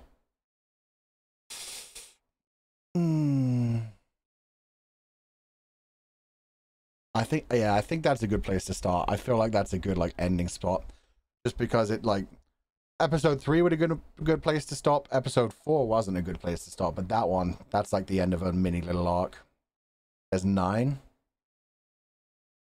Yeah, okay. Next time we'll finish the series. We'll finish the series in one go. Let me turn the sound back on and put on some sad music. Yeah, the next time we do this, we'll finish the final 4 episodes. Let that moment sink in first. Yeah, that was really rough. Oh shit, let me turn the timer off too. I still think episode 3 was rougher than that, but damn, that hit pretty damn hard. It was so much faster. I feel like I definitely need to go back and watch that bit of the game again. But yeah, the fact that he just like, he wanted Joel to stay away from his brother, shot at him. But then as soon as he saw his brother actually going for Ellie's throat, he just shot him immediately in the head. Might have not even have meant to shoot him in the head. Might have just meant to try and get him off of Ellie. And then when he just collapsed and there was just blood slowly dripping out of him, he just realized what had happened. Shows how much of a good person he was as well. To prioritize Ellie's safety in that second and not think about anything else. See the fact that Ellie was about to be turned into an Ellie sandwich. You almost got turned into a Jill sandwich. Jill. Oh, God. He was so nice. It's a hell of emotions, from pain to funny dad jokes to more pain. Yeah, they're very good at fucking with you with that as well. Like, when they thought they were safe, they were at the edge of the city right before the sniper fire, and it was like, it's always like this. He's always like, no, Ellie, it's not going to happen. And then I ask him 1,000 more times, and boom, rifle fire. He protects children. Yeah, he's just a good guy. The fact that Sam turned his back so he wouldn't attack Ellie since he couldn't hear nor see. Sam turned his back so he wouldn't attack. Oh. I didn't even think about that. I think he was more just looking out the window. Probably. But, yeah, that worked. I didn't even think about the fact that that's why he hadn't attacked Ellie while she was asleep. Maybe he did choose to do that. He won't see Ellie. I'm not sure if an 8-year-old thinks about that, but if, I mean, he was doing the whole, like, do you think they're alive inside the monsters thing? He was, like, quite thinking about it. I don't know. These changes tie in well with the characters. Ellie felt like she couldn't save Sam, so it makes sense that she wants that antidote thing to work. Yeah. And her feeling apologetic about it. She's starting to see it a bit in Joel's way, where Joel thinks the Fireflies, like, giving people hope is actually worse. That's why she did the whole I'm sorry thing. Like, I couldn't save you. And me giving you false hope was possibly worse. Maybe it would have been better to die as a human. She didn't think anything else was going to happen. She thought, hey, he'll be fine. My blood will save him. I don't think he knows how this works. Yeah, I don't think that, but I mean, that's a good way to look at it. It certainly worked out in their favor. But yeah, if people want to think he specifically turned away. But that was a thing that I didn't think about. The fact that he was deaf, so he would have been deaf even as an infected. And that's why it wasn't until Ellie actually went over to him that he reacted. Because he, yeah, oh man. Sadder knowing that truth. Ellie being cold in the end hits too. She was cold in the end? I didn't quite notice that. What detail was added? Him being deaf was added as well. They made this someone that could rely on Ellie is the bigger thing. In the game, Sam, even though he was younger, he was like able to defend himself. He was able to fight, and he was closer in age to Ellie. Like, at least he was closer in stature. I can't remember if he did say he was 8. I thought he was only like a year or 2 younger than Ellie, even though he lied about his actual age. But yeah, in this one, he relies on Ellie for strength. He's much younger. They have like a lot to bond over, and she feels like the older sister. She feels like she's protecting him.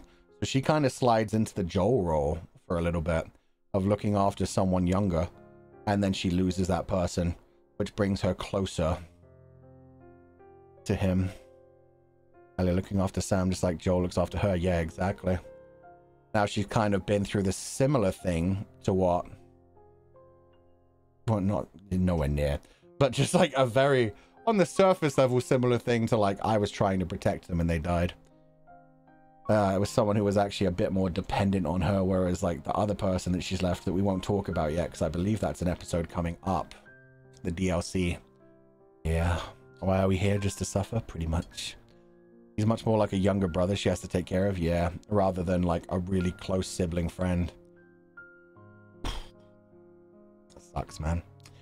Do you know now more about both what Joel's reactions come from? Yeah. And that's a good addition to it.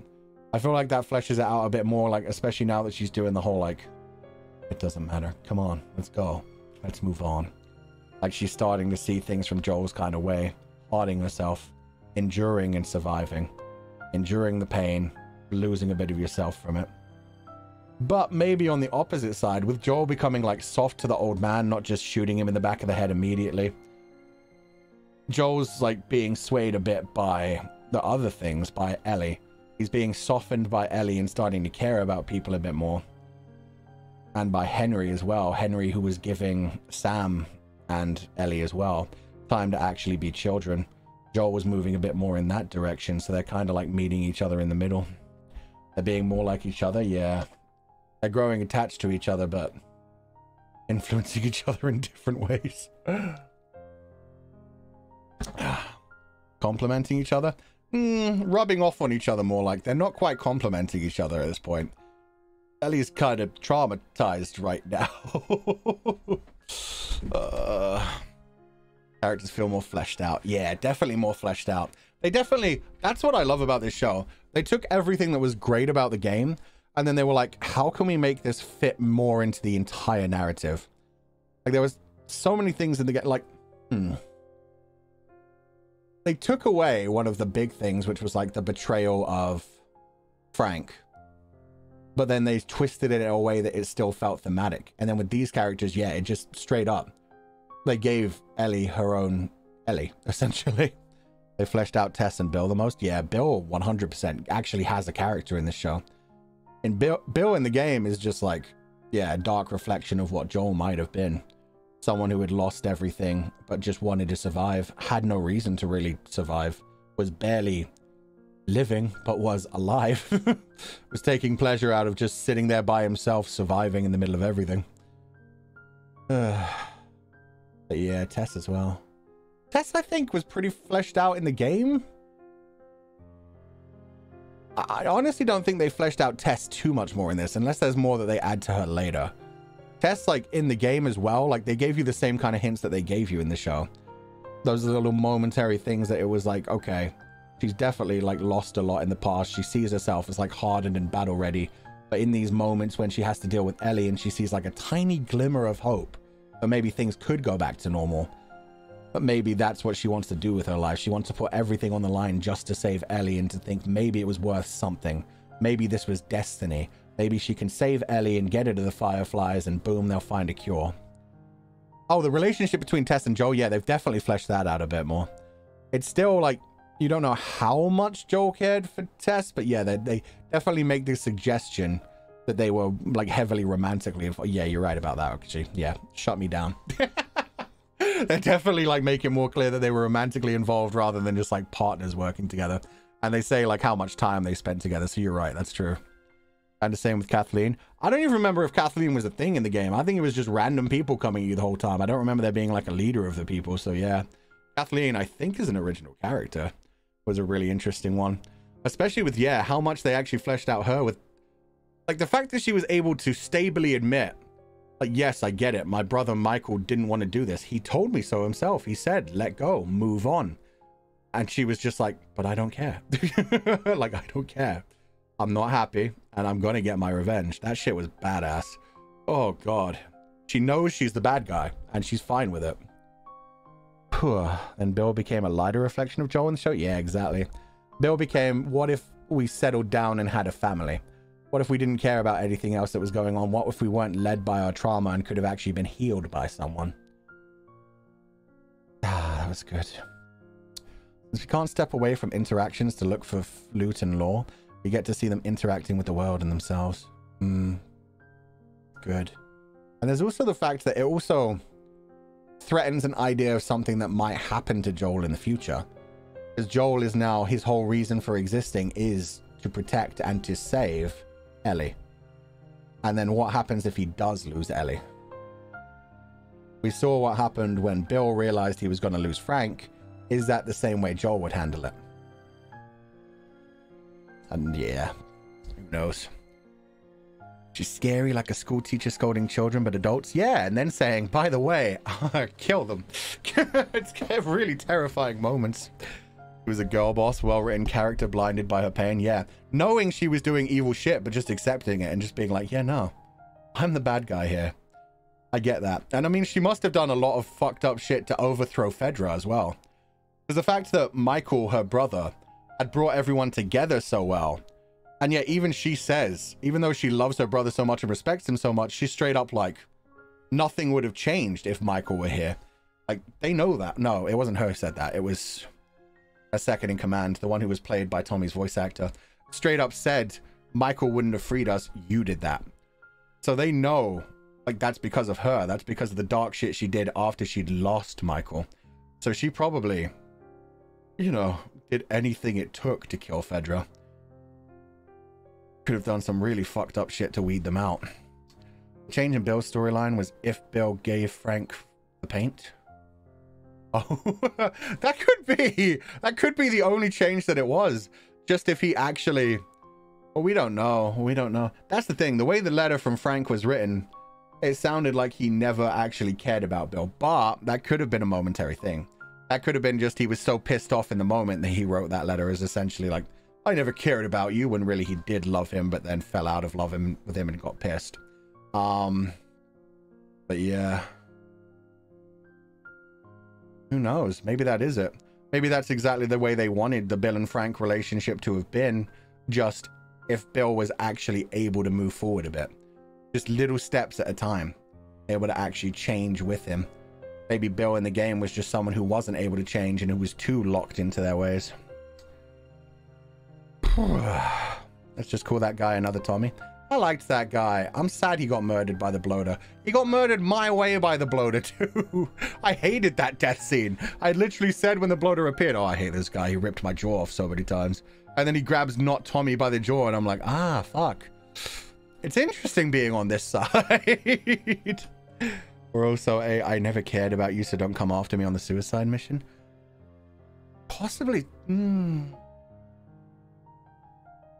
Yeah, we never know why he actually left. We don't know if he did, like, specifically want something. Maybe he was going out to find something. I don't know. Questions. Questions we'll never know. And that's one thing I did like about the game as well. There were a lot of things where, like, there were a lot of things that were, like, obvious. Like that bit that we got to with the underground thing where they were taking care of kids. Oh, God. That's why there was the baby clicker. That's one of the kids that was saved. Shit. That's one of the kids that was living underground. I didn't even connect those dots. But yeah. The fact that, like, we heard most of that story through the letters that they left around everywhere. Oh shit, yeah, that must have been one of the babies that we were, like, reading about. They talked about, like, trying to raise and trying to protect. Why did you connect it? You just connected in my mind where it was suddenly like, oh yeah. That's why they focused heavily on the child. It was one of the children who was living perfectly happy until Fedra chased the fucking infected down underground. Out of sight, out of mind, not our problem. And they started to learn how to dig, and they happened to dig into those tunnels first. Murdered all of those people, and then eventually came back up to the top. Huh. Back on the game, the kids were underneath the blankets so they wouldn't turn. Yeah, they weren't just underneath blankets. They made sure those kids wouldn't turn in the end. Yeah, they didn't get to have a peaceful death as humans. Peaceful? Probably peaceful. Probably in their sleep. That's why they were underground too. Yeah, they were just hiding. Ah. And they all just became part of the greater problem. I think the kid in the game is killed. Yeah, they are. They make that pretty clear in the game. Because, yeah, you find the room. Anyway. Show's tragic. Game was tragic. This is making me more and more want to play the second game and see how fucked up it gets from there on. Something about seeing a place inhabited by children is haunting. Yeah. Something about seeing how happy they were down there. They had managed to cover all of the walls in drawings, the entrance in drawings. They made their own little fantasy. That's what it was. It was a fantasy kingdom. The entryway to it was a castle. Fields surrounded by flowers and a blue sky and children frolicking in the fields. You go in, everything's so dead. But everything was happy at one point. It was their own little castle, their own little protected place. Who knows how long they happily lived down there before just out of nowhere, from either below them or from beside them, like either through the walls or through the ground, suddenly hundreds of infected came spewing in. The adaptation of this version is fantastic. It was a sad episode today, but I still enjoyed it. Yeah, it's always, this is very much like Fata Morgana, similar feels where it's like, oh, this is so heartbreaking. I loved it. 10 out of 10. Cried my eyes out. It was cute but sad at the end. I mean, it was cute and sad from episode 3. And it was cute and sad it was, yeah, cute and sad, tragic. But yeah, what are we saying? Well, way back when it came to like Bill and Frank's story in the game, I liked that a lot of the parts in the game, unlike the parts with the children, that led me into like the whole realizing, oh, the child clicker was from there. I like one of the things in the game is that there are a lot of stories where you get like bits and pieces of it because people are writing out while they're alive, while they have time to write. They're like, this is happening to me right now. And then you'll maybe find a body later that you think might be connected to it that doesn't have a note, and you're like, was this that person who was trying to save their mother? Did they manage to do it? Did they not make it all the way home? Is their mother still out there waiting for them? Like, there are so many of those stories that get lost halfway because they do get lost halfway. People die. People don't get to tell their whole stories. You don't get to know whether people survived or got out. It could have been a completely different person, and the person you thought died actually managed to get home and save their family. Love the sheep pile because we just love angstily, awfully beautiful stories here. Yeah. The entire with the castle was cute. Yeah, it was. Love those subtle background stories. Yeah, I know that like the Souls games and things like that are full of them as well.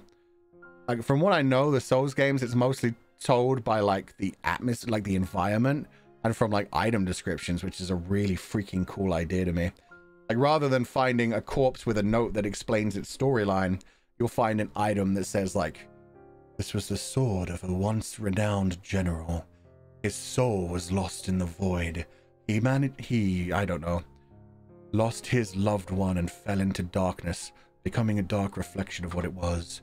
And then you find, like, a boss monster at some point where it's, like, a similar description kind of thing, similar weapon kind of thing. And it's like, ah, this is that person. They turned full-on evil and became one of the corrupted ones. Screams history nerd to me. I love it. Yeah. That's the thing. That's the part of those games I like. I just can't stand the gameplay. There's something about that gameplay. Like, Warlong was just too hard for me. Souls games aren't too hard for me. They just feel slow and clunky. Like, when you roll around and you dodge and stuff, it's like, it's almost like controlling a robot rather than a person. It don't work for me. I've been told to try Bloodborne at some point because Bloodborne's apparently a bit faster paced, so I'll try that someday, but yeah. The lore seems so good in those games, but I'm not down for everything else. In the game, Bill was broken up about Frank leaving him, yeah. Bill was broke up about Frank, but we just don't know how Frank actually felt. We don't know if Frank was, like, lying and trying to make it harsher to Bill as he left, or if Frank was genuinely just a person who was using Bill while he was there. Elden Ring, Elden Ring. Elden Ring looks pretty slow to me, too. Although jumping on and off of horses looks pretty fun. Tess supposed to have a bit of backstory, but they didn't get to put it into the story. Oh, that's sad. I feel like if Tess, like, had a loved one that they lost, not a child, because I feel that would be too close to Joel, but just somebody that they lost and couldn't protect would be good. Or even if Tess maybe had a connection to, like, religion and was, like, somebody who had, like, lost their religion, lost their belief in something. I think that would be good for Tess's character. Because of Tess having that last glimmer of hope when it comes to Ellie and being like, oh, maybe we can save the world. If she, like, heavily believed in something when she was younger, but then lost it and ended up sticking with Joel, like, super jaded and against the world, but then meeting Ellie kind of, like, spurred that back alive in her, I think that would be good. Whatever backstory they planned for her, it's a shame they couldn't put it in, but who knows. Give it like 5 years, there may even be a Last of Us remake. Let's be honest, they've been doing that with games so much recently where it's like, wait, I can make it better. I don't have any new ideas for a game, but this one deserves more love. Let me remake it. But yeah, remaking it and actually changing the story even more. I like it when things do that. Bloodborne is faster and the lore is great. Okay, snappier, yeah. Also sounds fun to have, like, a little shotgun. Ellie was hope for a bunch of people now. She needs hope for herself. Yeah.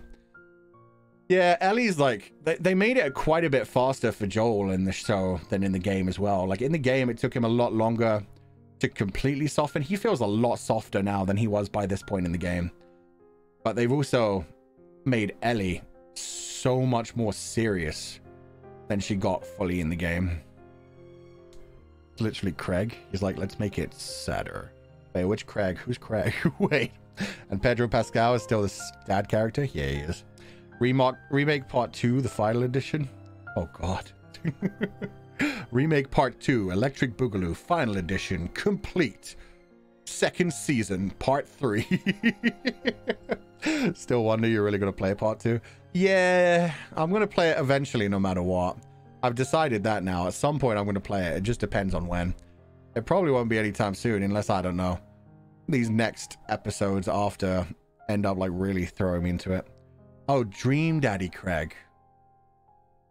Make it sad away? Which one was Craig? 1 second.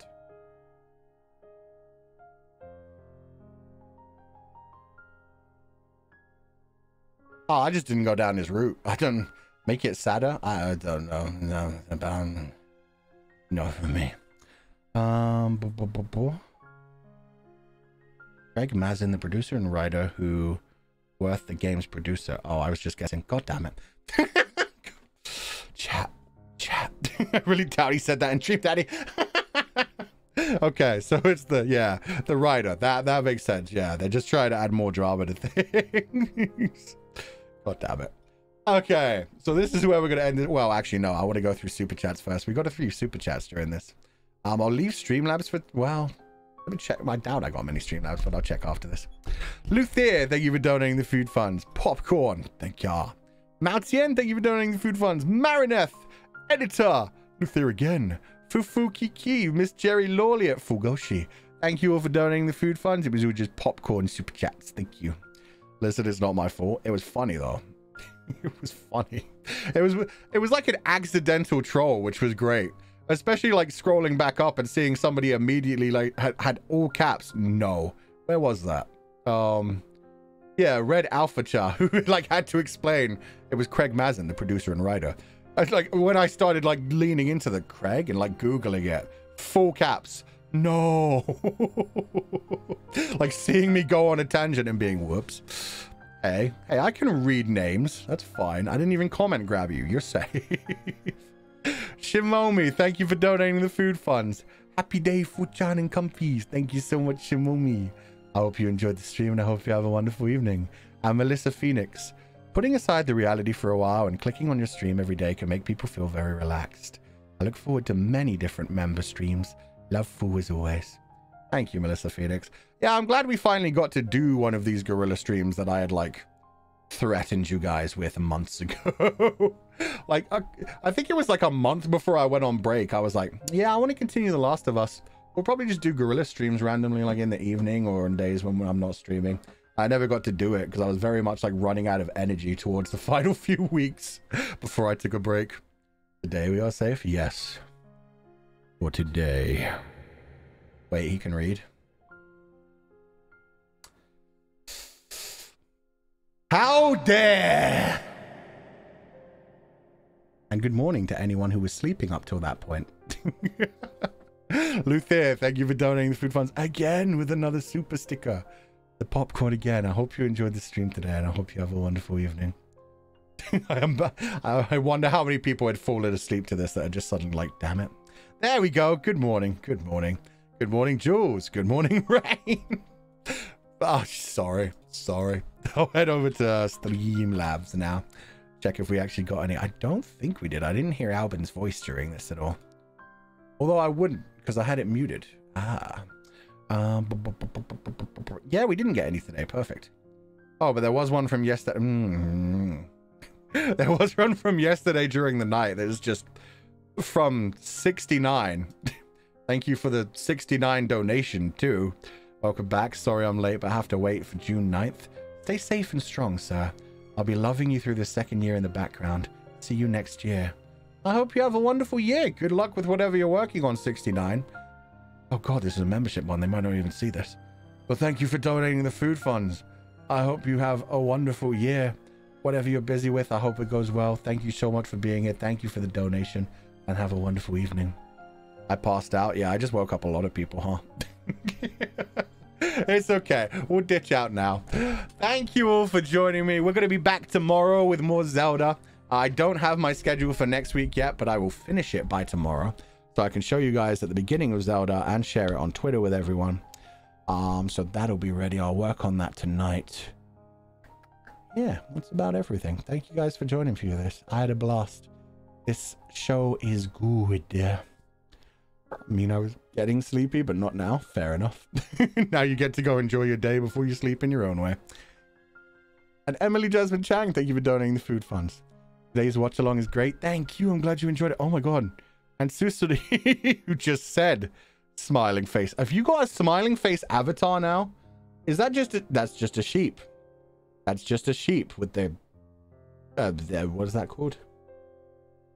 Colon D face sheep. How dare.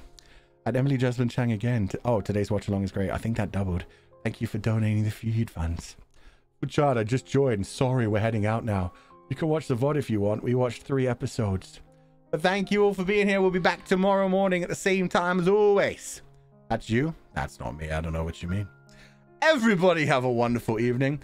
Do not be led astray. And as always, I will catch you guys next time.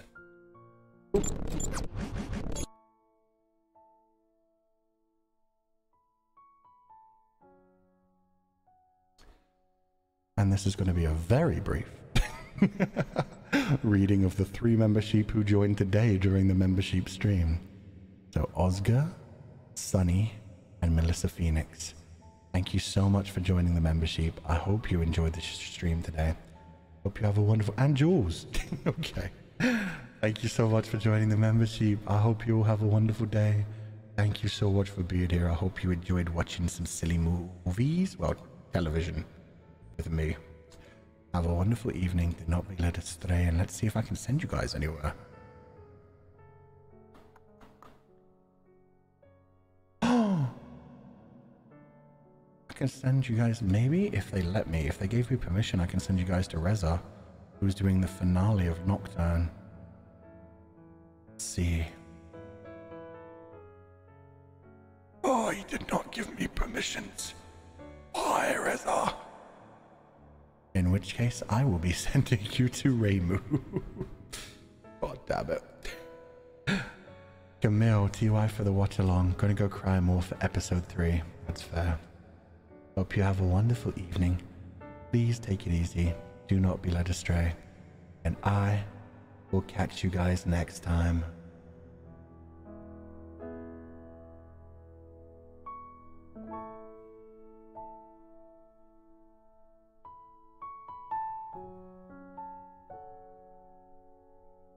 Members can raid now? I think members could always raid.